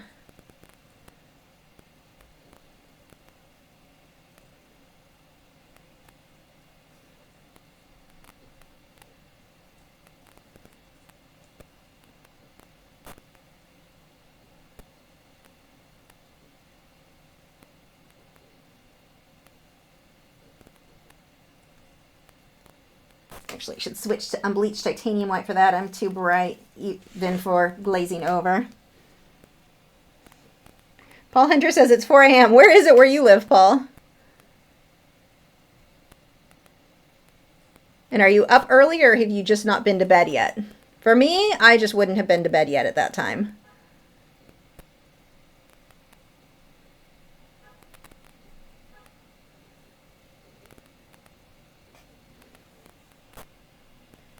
Rachel said, where would you buy Faber-Castell Polychromos colored pencils? I looked them up on Dick Blick and Jerry's, but they are cheaper on Amazon. Is one better than the other, or quality? It shouldn't matter. Wherever they're cheaper, just check the reviews. Amazon, I get a little bit questionable about some of the stuff that they sell, because they have been known to sell fakes of certain things. I don't think colored pencil would be one. I know certain beauty products, fakes are sold all the time on Amazon. I know for certain I've gotten fake face lotion when I used to use oil of Olay. I've ordered some from there, and it was not the same as what was in the store at all.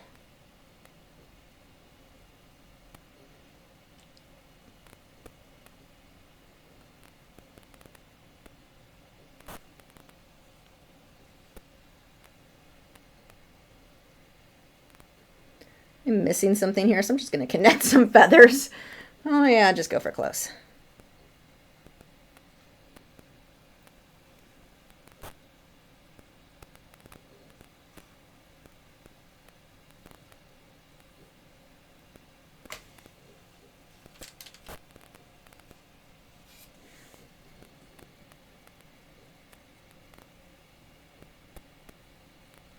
It does not have enough water in it.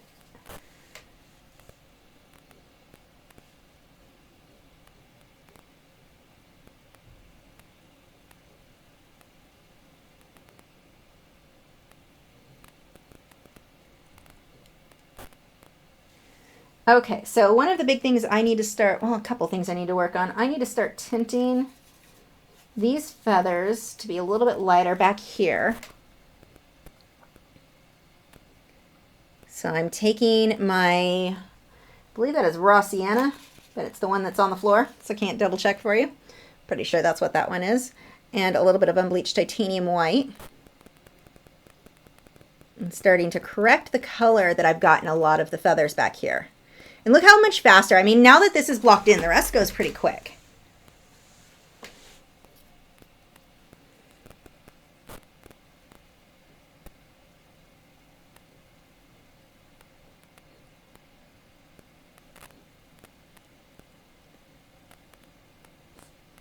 And the tips of these feathers will be darker or lighter.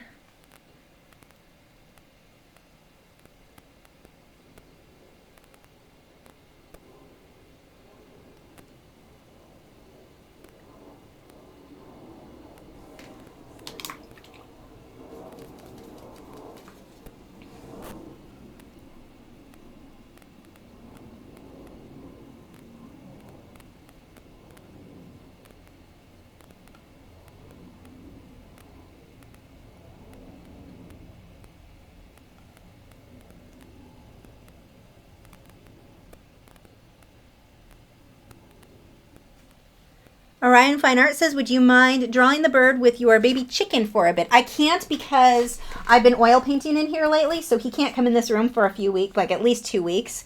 So, yeah, you guys won't be able to see him for a bit. I don't want to risk his health. The oil painting fumes are extremely toxic to birds. Acrylic, no big deal, but the oil is, and it's just going to take a while for this room to air out. And no one wants a sick baby chicken. He's not happy with not being able to come in here because normally he sits in here while I'm editing videos in the morning and helps, and I can't bring him in right now, and he's not thrilled about that. He doesn't understand why I won't let him come in.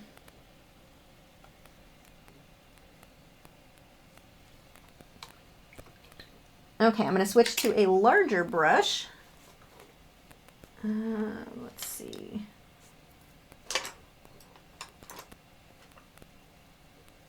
I'm not loving any of these I have out. I guess this one will work. I've got to start adding a lighter gray around the chest of this bird. That's not lighter.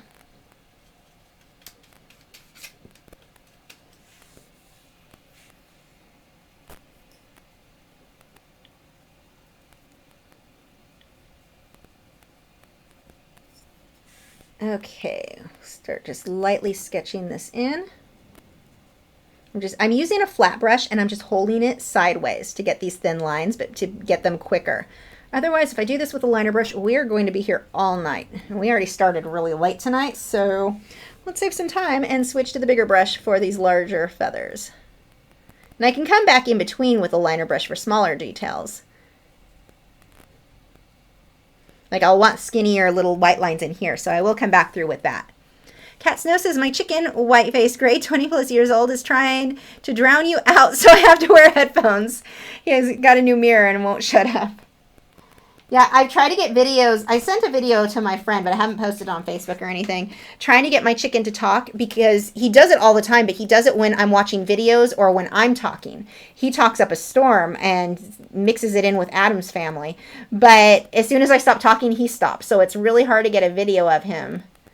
It's really adorable, though.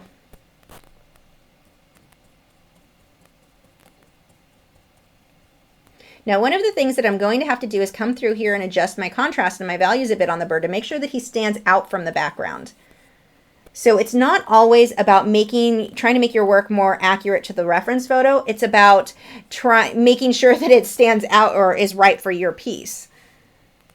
So highlights here. Reload that brush.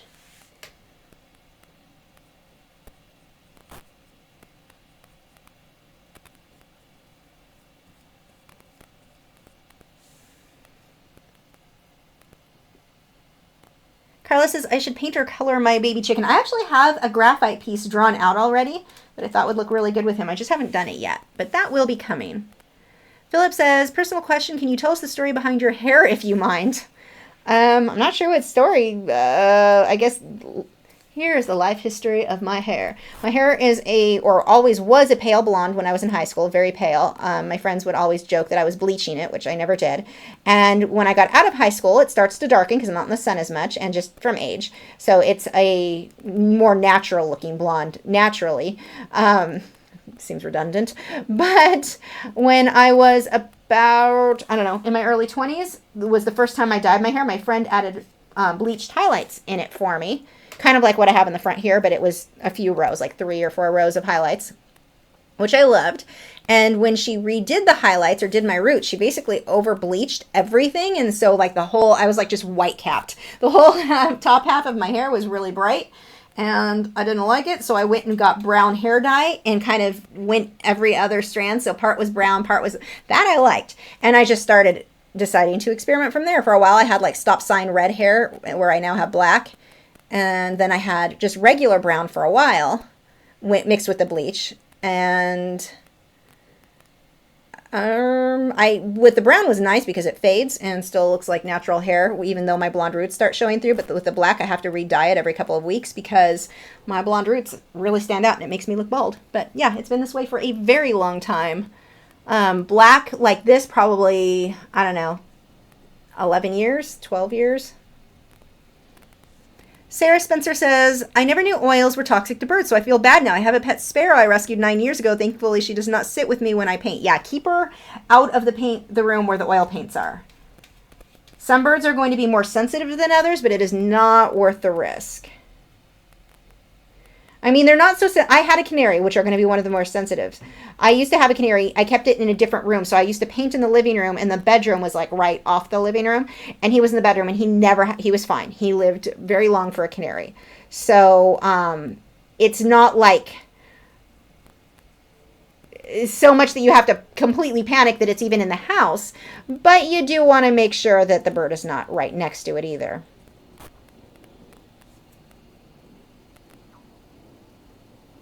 Amanda wants to know how I ship my original paintings or on canvas to ship or pack them. I get board or large cardboard boxes from the Container Store and I cut them down to the size that I need and I wrap the painting in a lot of bubble wrap it in that box and then ship it through the UPS. Now the problem with UPS, you think, okay, I'll get a warranty or a guarantee on it. So if it gets lost or damaged, they'll pay for it. You paid for the insurance. I say warranty, that's not what I meant. I meant insurance. The problem is they only really cover that insurance if they packed it. But they don't really tell you that when you're buying insurance. They're like, yeah, we'll take your money until you actually have a problem. The insurance is really only good to insure it if they lose it, which is kind of bull to me because if you lose it, you should cover it anyway because you didn't do your job. That's what I paid you for, was to ship it. And if you lost it, you didn't do your job. But I don't like how UPS is set up. But yeah, that's how I do it in the box. But if you want them to insure it, depending on how paranoid you are about it, then you want them to pack it. And that's expensive. I've not had anything really damaged or, UPS lose anything, so I've been lucky so far. Ryan Fine Art says, give the baby chicken a tiny gas mask to wear. I don't think he'd be real thrilled with me on that one. As much as I don't know. He's pretty desperate to sit with me all the time, so maybe he would be willing to do it. It'd be funny. He's a good little chicken. He handles it really well when I clip his nails, or I wrap him in a towel to clip them. He's like so good about it, and he's extra sweet when I let him loose. But I feel really lucky with this one. He's got just such a great personality. The breeder did a really good job. The only problem we have is I cannot get him to stay on a cage or a perch. He has to be on us all the time. So when, like right now, he can't be with me. He has to be in his cage. He can't sit on top of the cage or have any freedom if I'm not right there because he won't stay on his cage and he keeps going over and getting into wires when I've left him out and I leave the room. So he's like strangely desperate to be with us all the time. I've never had a cockatiel that was that clingy. But it's so cute. So how do you say no? So I'm just kind of building up and building these lighter areas.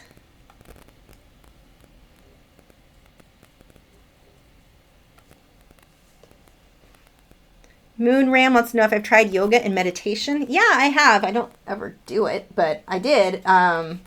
Yoga actually made me really nauseated because I don't do well with my head being upside down. I don't know if that's just a fibromyalgia thing or a back thing or what the deal was, but I got really nauseated.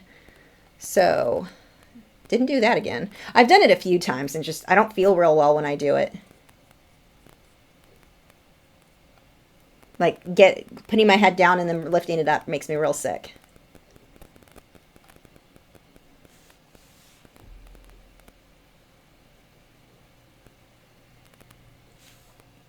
Okay, I think I'm going to leave that be for now. I'm going to paint in the feet, and then I'm going to do the final touch-ups and glazing to start making this look good. And let me move my reference photo so I can see his feet. I'm going to need a liner brush for this. And I'm pretty much going to use the same colors I used before, the red oxide with a bit of magenta and some unbleached titanium white.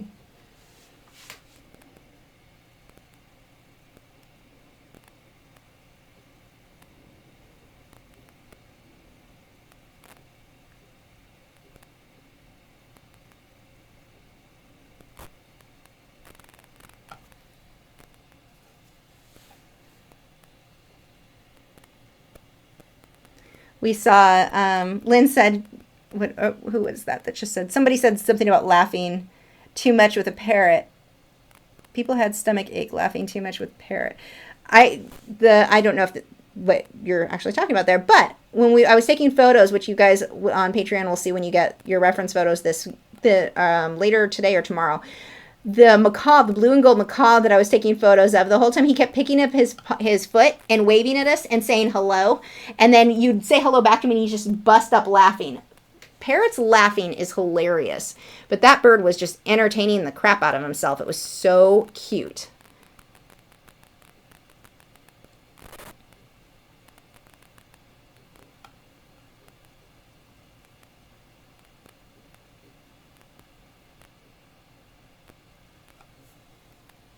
Okay, that looks really weird and really flat right now. I will come back through with a white for details.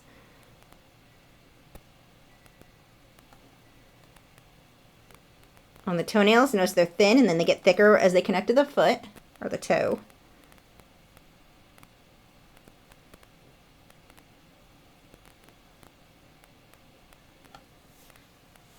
I want to do something else. I don't like, I wanted the kind of sketchy, scribbly look for the background, but that is too ugly.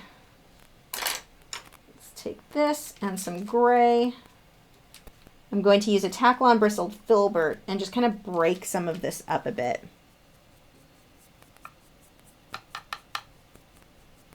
So it just kind of fades into the background.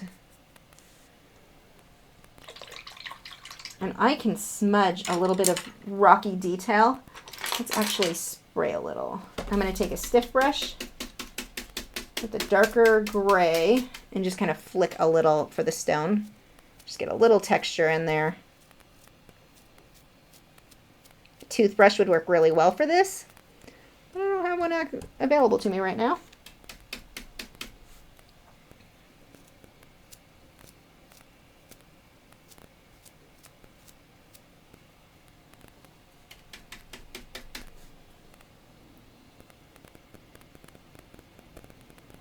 Sherry, yes, I'm using Liquitex Basics acrylic paints. And that brush is too wet now. It's no longer working for that. I need to really put a toothbrush because they hold, even when they're wet, they hold their shape. I need to get one of those and add it to my thing. I use an electric toothbrush myself, so I don't have old toothbrushes to use in place. You're probably like, wait, you don't have a toothbrush? How's that possible? It's the wrong kind of toothbrush. But toothbrushes will hold, like this one starts to get really soft.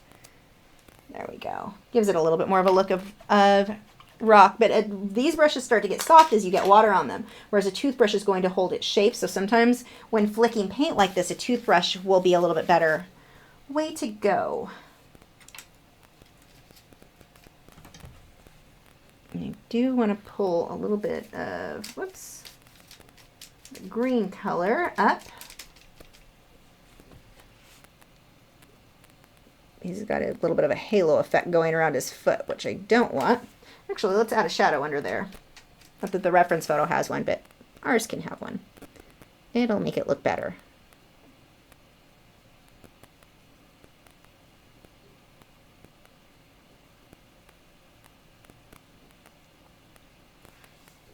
Okay, now I can start putting the lighting areas.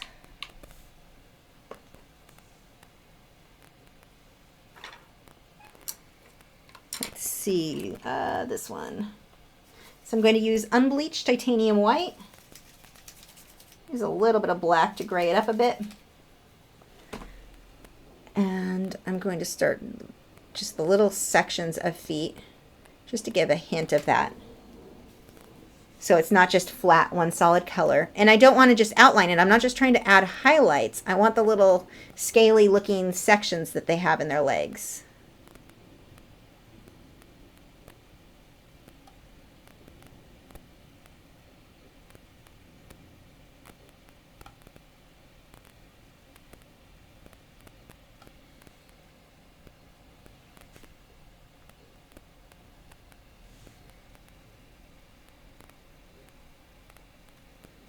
A few highlights to separate the foot so it stands out from the background. I'm just going to dot a few of those on there.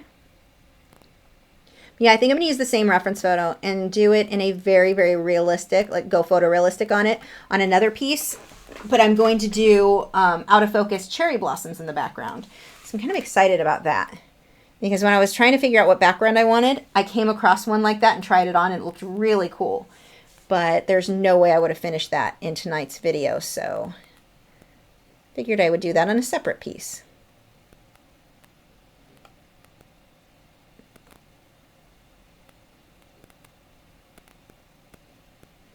Just want to give the hint of some detail on the feet there.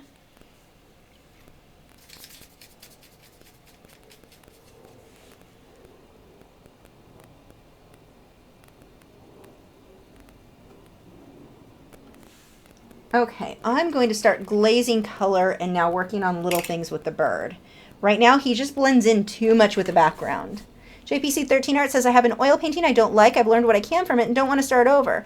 Can I unmount the canvas from the stretcher bars, flip it over, and just do the other side? It probably will bend or crack weird. I don't know that I would bother with that. The thing is, canvases aren't that expensive. I mean, if you're going to damage a canvas in order to try something new, I would just get a new canvas, unless it's something super huge. But I would definitely, you can also paint over it if you want, but I don't know that I would paint on the back because you have to re-gesso it. Oil paints are weird because they're supposed to be able to breathe through the back of the canvas in addition to what's coming through the front. And if you paint over both ends, I don't know if that would cause problems where the back and the front are painted and sealed off so that you don't have the air coming through. I don't know is the answer there. And I don't think I would waste my time trying, honestly. I don't see where the real benefit would be over just getting another canvas and saving yourself a lot of headache and time. So I'm going to take this yellowy, or this is, I believe, the raw umber. And I'm going to paint that over a lot of this. I'll have to go over the black again, but we will just tint some of that color. Don't need it on his head there. I'm going to take a deeper magenta with a little bit of the red oxide. Pull that through here. I'm actually going to use this color a little bit in other areas just to let it stand out from the background.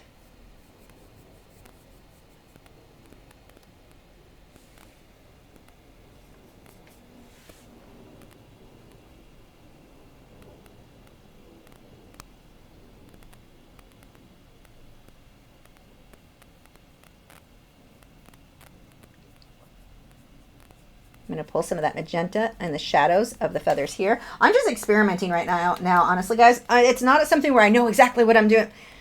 I'm going to do a separate one that's photorealistic. Here, I just want something that's cute and looks pretty. So I'm just going to experiment. Let's see what happens when I add different colors in different places, because right now that gray is blending in too much with the background. So I want to do something about it. And there are a lot of different ways you could go about making your background or your bird stand out. I could do it with values. I could stick with the black and the white and just make that stand out more. Or I can just keep playing with colors like I'm doing here in glazes. I like doing pieces like this where I'm just kind of experimenting and playing and having fun. And not just stressing about it being photorealistic like I might on another piece. Okay, what do I want to change on him? Pull a little bit of this into the black here. I'm really liking that magenta glazed on top of the black. I think I'll pull some of the black too, though. I do want to darken some of this. But I'm going to thin it out with water so that it's not too opaque.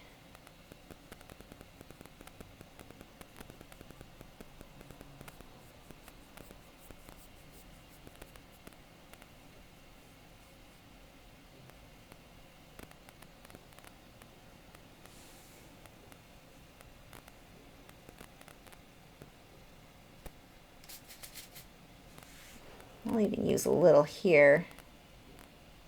Just a little bit around his head so it stands out more there too. Get the shadows under his beak.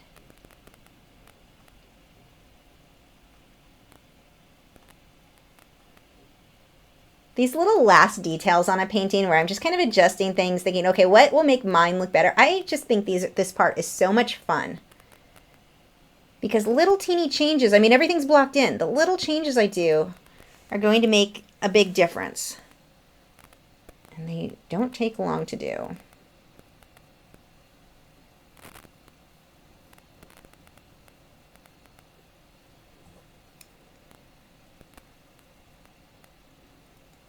I'm just following the direction of the feathers.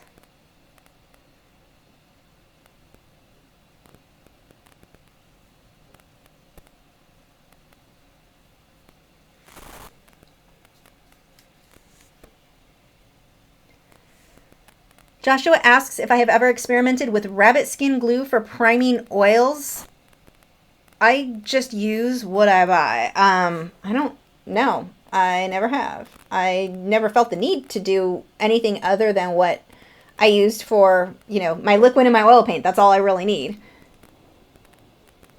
And I don't do oil prime gesso myself or for the canvases. I don't generally gesso my canvases myself. I buy canvases that are pre-gessoed. Now, what they're gessoed with, I can't tell you. Orion Fine Art wants to know if I plan on going to some conventional ones this year, like VidCon.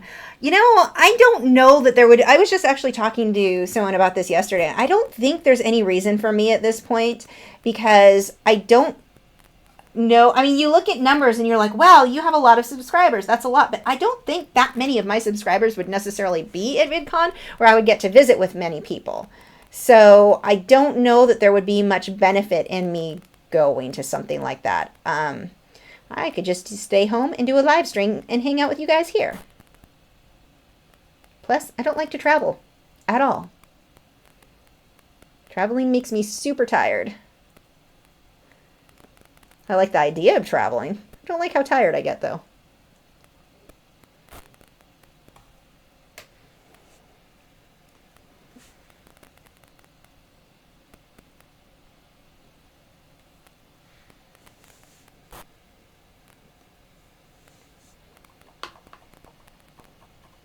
So yeah, I don't know if that's something that I will end up doing, VidCon or any of those. I really don't know. It doesn't seem like that's a place that a lot of artists go to hang out. I could be wrong.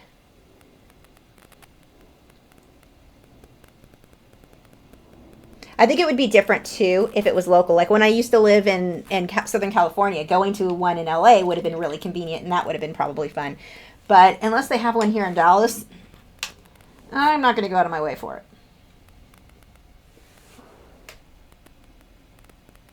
So put in a few of these extra little wisps. I'm going to pull that white down on top of some of this. And this is just about done. This is where I just start playing around with little details, little changes here and there.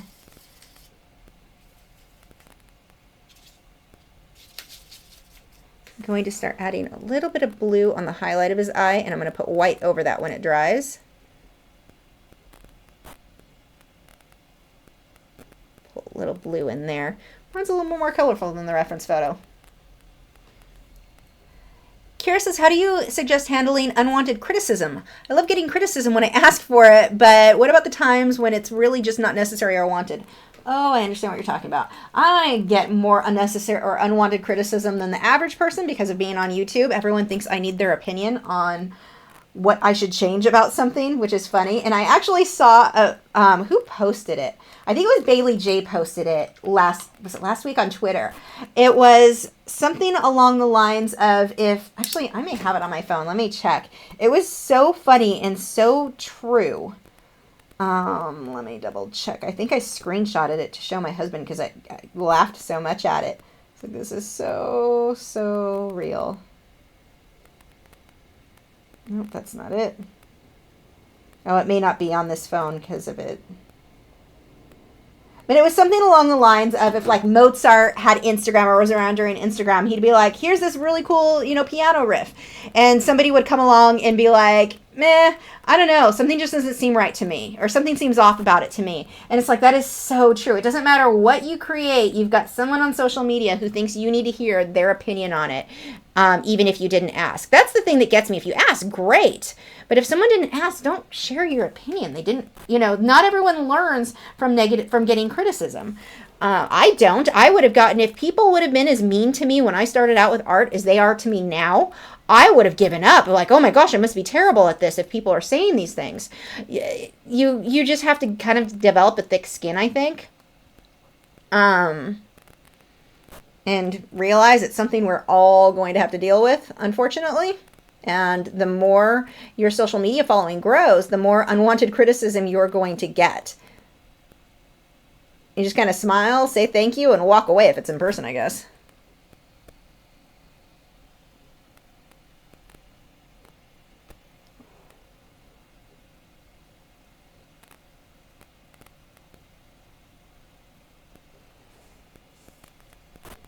But you have to realize, too, I think if you can get to where you have an understanding in your head that there are a lot of people out there who only feel good about themselves if they're telling someone else why they're not so good or pulling that other person down. Most of the criticism that I get are from people with either no content on their channel or on their social media that I can go look at, or they're people who are not very good with art or very skilled with art themselves. It really cracks me up when someone tries to rip me apart and I go to their Google Plus page and it's like, it looks like you painted that with your feet.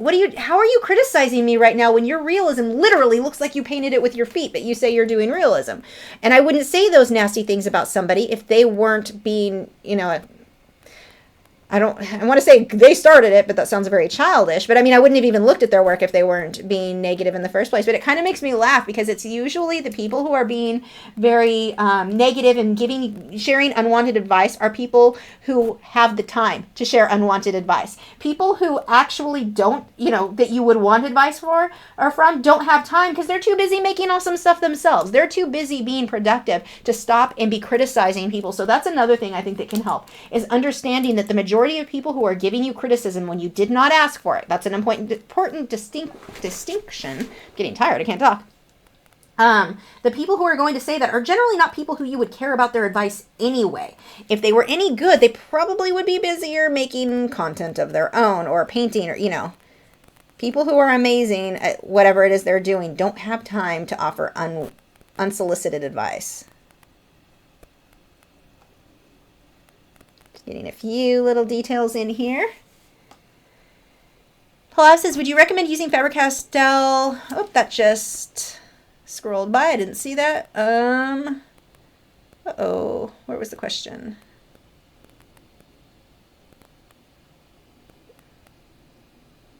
Okay, I lost that. It scrolled by and now I can't see it at all. Would I recommend, I think it was a pastel board or something like that. I've never used it, so I don't know. Whatever your question was about Faber-Castell on a board, I'm not sure. And oh, here, nope. Yeah, the question is gone. I can see where you highlighted my name, but I can't find the question anymore. Oh, that was weird. Well, I can't answer. I'm sorry. Sherry Davis says, for a background, if I don't have an airbrush, would it be possible to do something similar with a stencil and thin layers of wash? Absolutely. Or even thick layers. I mean, you don't have to do it thin. Use transparent mixing white on this one would have gotten me pretty much the same result. Mixing that so it's a little bit thinner.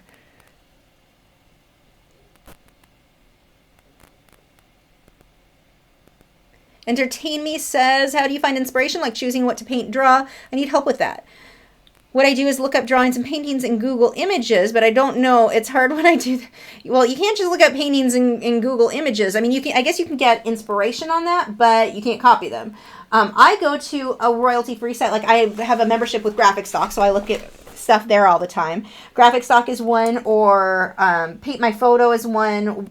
Wildlife reference photos, if it's one I want, if I know I want something high quality that I'm willing to pay for, wildlife reference photos is a good place to go. I'm just going to put some sketchy little lines. Pixabay is another one. I just go and look at photos and find something that interests me and then paint it. And if I still don't feel inspired, there's nothing amazing. Like I will have ideas come up. What was one? I just had the idea for something that I was really excited about. I think it was actually a flamingo one I'm planning on because of the way that the water reflections are. Super excited about that. And I think there was something else though. But I had an idea and I was so excited because I haven't had what I felt was a good idea in a while. But that doesn't mean that I stop creating. I think that's the biggest mistake that people make. They're like, I don't have any, there's nothing I'm super excited to paint. I don't have any ideas. Go paint an apple. Paint anything, because that's where your ideas are going to come. As you're painting that apple, you may realize, wow, it'd be kind of cool if I painted this apple with an octopus wrapped around it. Wow, now I want to paint an octopus wrapped around an apple. Seriously. But I mean, that's where your ideas come from. See, it just happened to me. It started with a simple apple, something that may seem boring. The more that you are painting and drawing, the more your ideas come. Your great ideas come from lesser ideas. So paint those lesser things. Paint just an apple. It may be boring, but start with that. Gloria wants to know what state I am in. I am in Texas. Savino says, where do you show your artwork to your friends or family? No, sorry, I read that wrong. Whenever you show your artwork to your friends or family, are they ever shocked at how realistic it looks? I think I shock my mom every single time I paint or draw something, because my paintings and drawings did not start out looking like the super realistic stuff that I do now, or I like doing so often now. So yeah, I definitely... If I don't shock them, then I feel like I'm not doing a very good job and I need to try harder.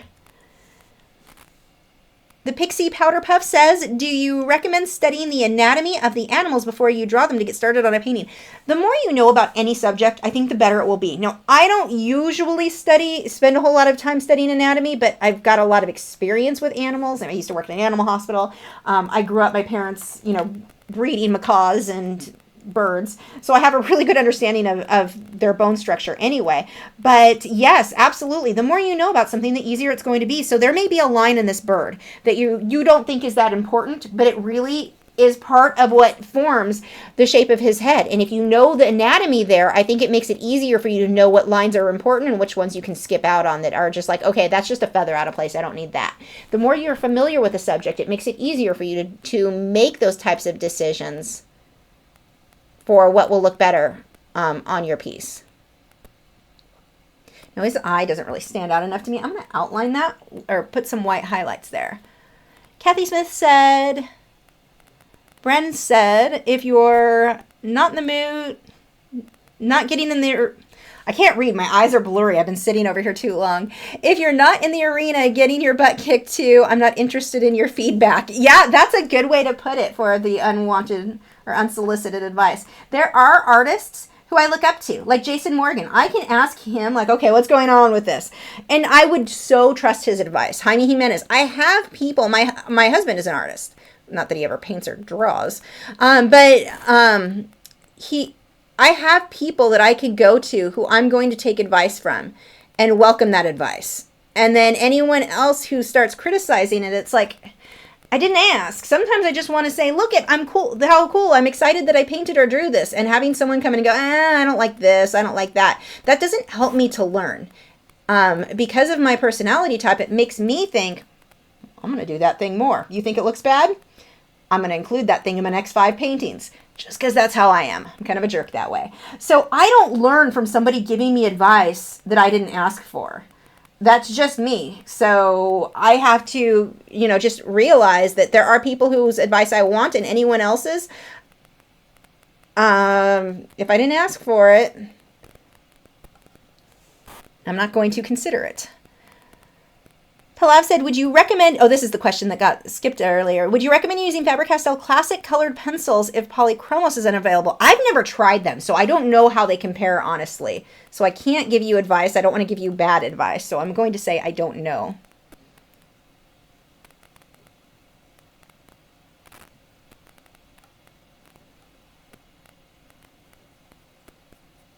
See how nice these highlights show up now that I have all these dark colors in there? And at this point, I'm just messing with little things. I'm not going so much by the reference photo now. I mean, I look at it, but it's like, yeah, I'm pretty off the rails at this point on where this was supposed to go. Once I decided I was going to do this photorealistic in another piece, I was like, okay, I can play with this one. I can just have a little bit more fun with colors and experiment.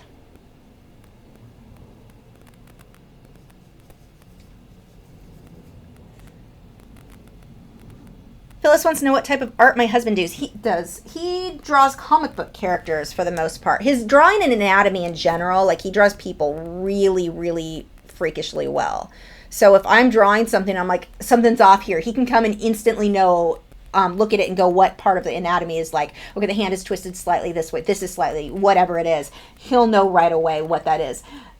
It's really helpful for me, but it's also frustrating for me because he doesn't actually paint or draw. Like he has no dreams. He originally wanted to be a comic book artist, and at some point he just kept making excuses on why he wasn't going to submit his work.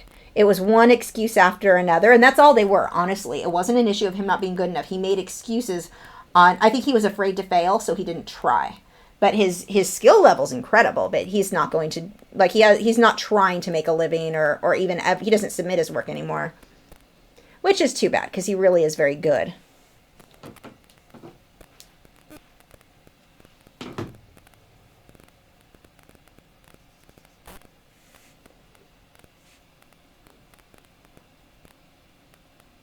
So just kind of layering and clumping these feathers. I don't just want random individual streaky lines because then he looks like a zombie bird.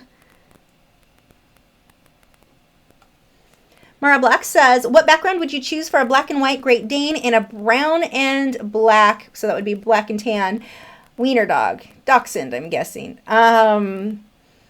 I don't know. It depends on the lighting on them. I would play around. If you look up, I have a video talking about how I choose my backgrounds in Photoshop where I crop out the subjects and try different backgrounds. Try a lot because what you think might look good might not. It might actually look terrible. So try it in Photoshop before you get started. You've got a lot of options with their color choices. I mean, most things are probably going to look pretty good.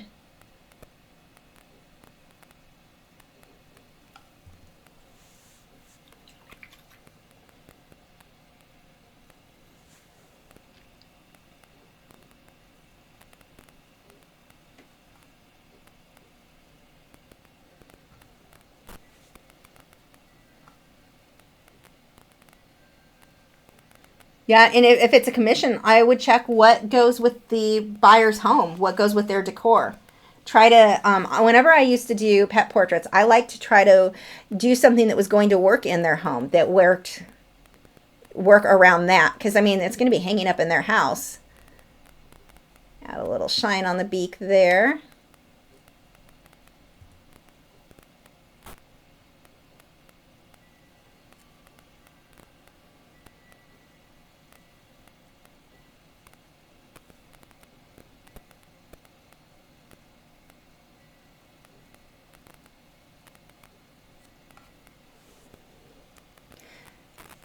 Stevia says, how does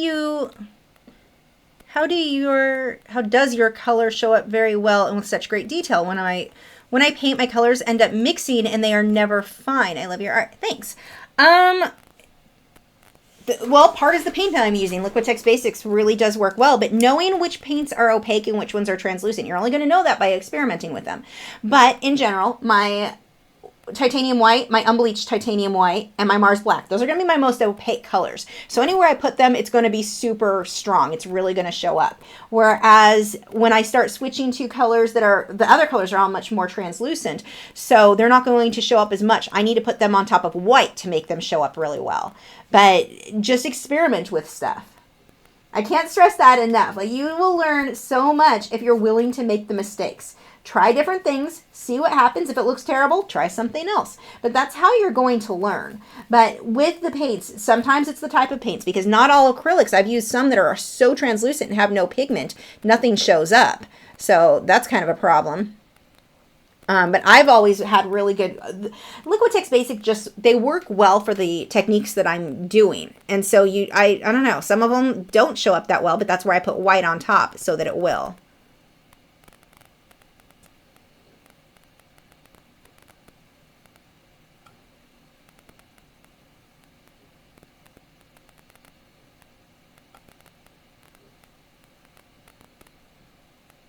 Add a bit more shading here. I'm not even really going by the reference photo now. I mentioned that earlier. I'm just kind of looking at mine, kind of squinting, going, okay, what should I change on mine? Beck says, I finally have my own website. Thank you for all your videos and what you do and for the inspiration to do it. That's awesome. I'm really glad. I actually just got, and I haven't responded to them yet, Wix contacted me. They've got a website. They wanted to see about doing a possible promotion. So that I'm tempted to do, just because I think it would really fit to be able to show you guys like different website options. I use WordPress, which I love, but I mean, there's so many options. Just getting a website going is such a big deal, and getting your art business going. I know a lot of artists will think, well, I've got social media, I don't need my own website. You absolutely do. Any social media site that's up right now may not be up in the next 5-10 years. So all that big following that you had was useless if no one can get a hold of you now, because no one uses those platforms anymore. So that's where your website, I mean, there's so many reasons you need your own website. People won't take you that seriously if you don't have a website. I mean, there have been people who I was interested in their art, and it was like, they don't even have a website. They must not be that interested in their own business, or they must not be that serious in getting their business going if they don't even have a website where I can see a gallery of their work. So good for you.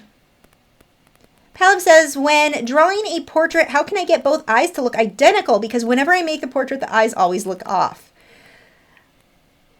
Yeah, graphene. Valerie said to try graphene. It depends. I mean, it's like anything else, just making sure that you have it right. You can measure. So if the face is looking on, and I'm like, okay, the width of this eye is this far, I can take that same section and make sure that's the next section, or the next eye is the same exact width. You can kind of measure yourself that way. That can help. Tracing and transfer paper. Try a projector. There's different ways you can get a drawing more accurate. But practice is really what that's going to come down to.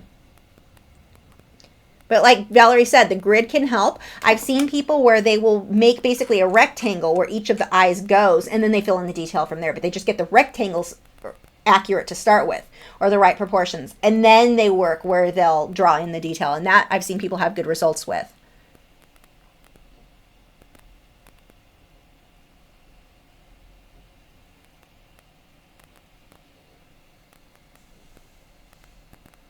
Patty says, I was told WordPress is better on Google or something. Yeah, WordPress is good for many reasons. It would be my first choice. There are a lot of things I like about WordPress.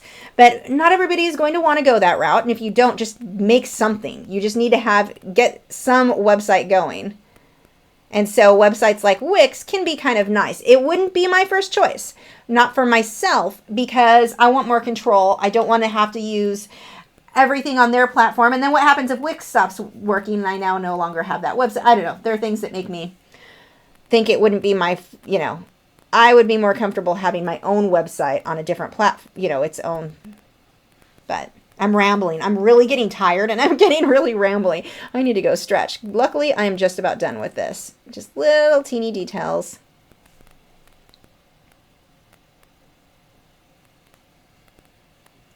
JPC 13 art. asks what my Hogwarts and Patronus is. I don't know. I don't remember, honestly. One of them was, I don't know, I think something with animals, so it put me in. I don't remember, and I'm too tired to even try to remember right now. It wasn't Slytherin, and it wasn't the one Harry was in, and I can't remember what the other two were.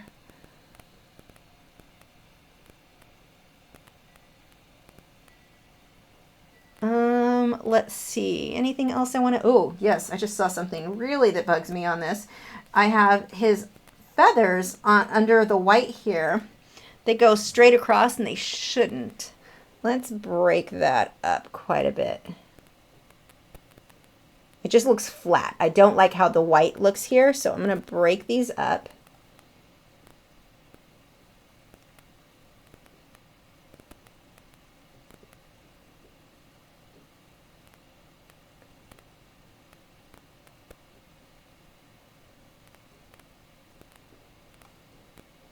Here's another thing I want to adjust. I want to pull more highlights in between these black feathers here. And I'm going to pull more black in between as well. That kind of lost a lot of detail that I think should be there.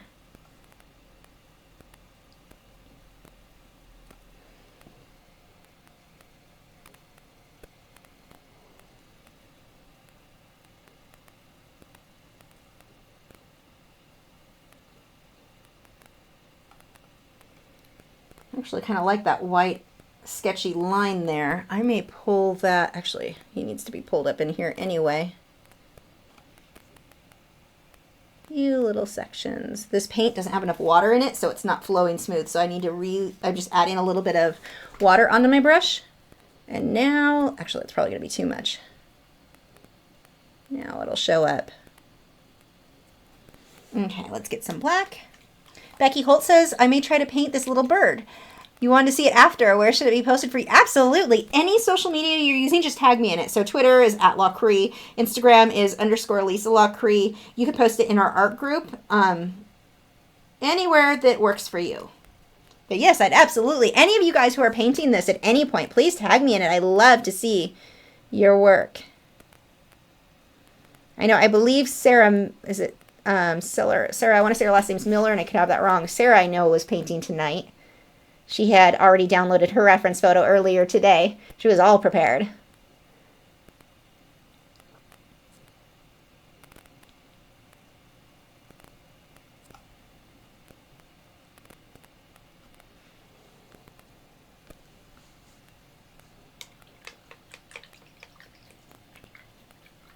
Dennis says, at what time would one consider himself a professional artist? When you sell your work. That's basically what makes you a professional. You're making money off the work.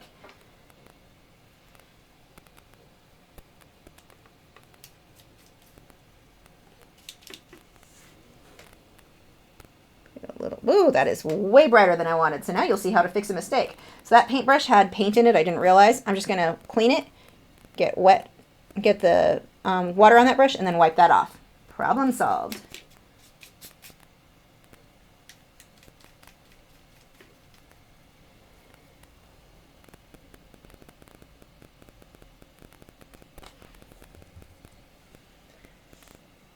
Gloria says, I love having my reference photo on my computer so I can zoom in and get closer to detail. That's what I do. I have mine right now is on a monitor next to my easel so I can zoom in and out. That's why I've got my wireless mouse so I can bring it over to the easel and zoom in and out so I can see.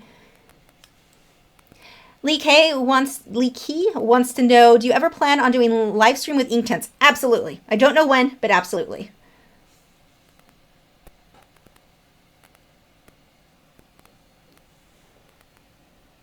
Okay, so right now, this whole section is kind of bugging me because it's all just, ugh. I need to lighten this section up.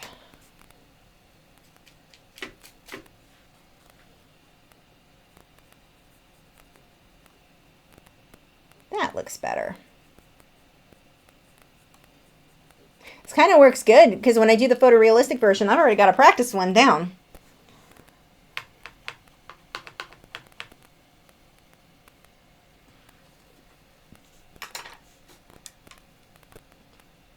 Do a couple details with the black and we'll call it done.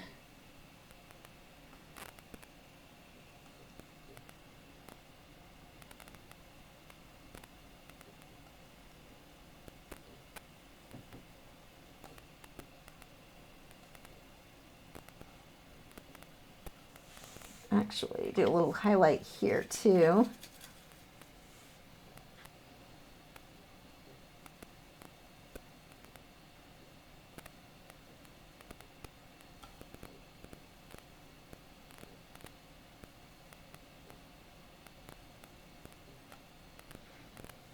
Yeah, good enough. We're calling him done. I will go ahead and sign it. I'm just going to use that reddish brown color that I used where I took the red oxide, mixed a little bit of magenta and a little bit of black. And I'm going to sign the bottom. Now, if you are having trouble signing your name, you can, if I have a pencil here, I'll show you. You can take a white charcoal pencil. If you struggle with getting your name to look like your name, take a white charcoal pencil and go ahead and sign it how you normally would. Now, this is one of the main things that has always made me stick with Liquitex Basics. They dry flat, and so I can write over it with my charcoal pencil, whether that be putting detail, you know, redrawing a bird or writing my name. I like being able to write on top of it and it sticks, but the Liquitex Heavy Body doesn't stick so well, or any of the higher gloss paints. It's not that they're defective, they just don't work for my techniques.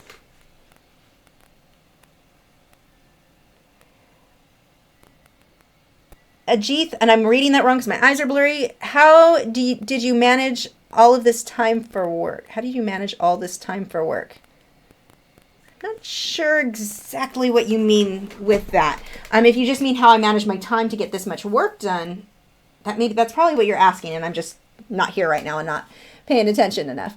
But I schedule. Having a schedule is so important. I would not be able to get anything done if I did not have a schedule. So what I'm doing, I'm using a number 2 liner brush, and I've got my paint thinned out with water so that it flows smoothly.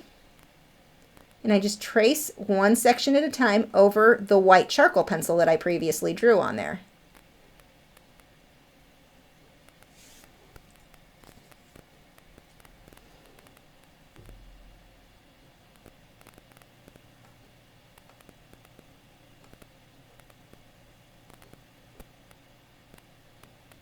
And that is it. When that dries completely, then I can go through with a regular eraser and erase the white charcoal pencil lines. But I need to make sure that name is really, really dry, because you'll think that it's dry to the touch and you go to erase and something smudges and it's frustrating. So really make sure that's dry before you go through and erase everything. So that is it for this one tonight. We ran way late today. Well, we started late too. So thank you guys for your patience in me being so late and all of the technical difficulties we had to start with. But yeah, there is our little bird. Luckily, I'm going to slide this over a little bit so you can see it a bit better. You can actually see him pretty clear. I think this color canvas works well on the camera. The camera does not like darker canvases as much. They're too reflective, so it's hard for you to really see. So maybe we need to focus a little bit more on the lighter colors for live streams. That worked pretty well. And I think we're about done. Again, make sure you check out Valerie's, I'm saying a lot. You know I'm tired when I start saying every other word. But check out Valerie's channel. She has been our moderator tonight, helping everybody. And thank you so much, Valerie. Her channel is listed in the, actually her channel is not in the video description right now. It will be when I fix it. When this stream is over, I will go and put the right description on this video. So that will be soon. But thank you again, Valerie, for joining me, or for helping, and thank everybody here who joined the live stream. And again, if you want to get the reference photo, if you want to paint this guy yourself, that is over at patreon.com/Lachri. It is available for everybody for free. You do not need to be a member to grab that photo, and you can use it in your own work, royalty free. So if you paint this little bird, put him in the forest or trees or whatever, you can sell it. You are welcome to make prints, whatever. You have full rights to that photo. So yeah, that is it. And we're done tonight. Hey, and we made it before 11. He had a lot of feathers. They took a while. I'll see you guys next week. I don't know what next week's project is either. Bye.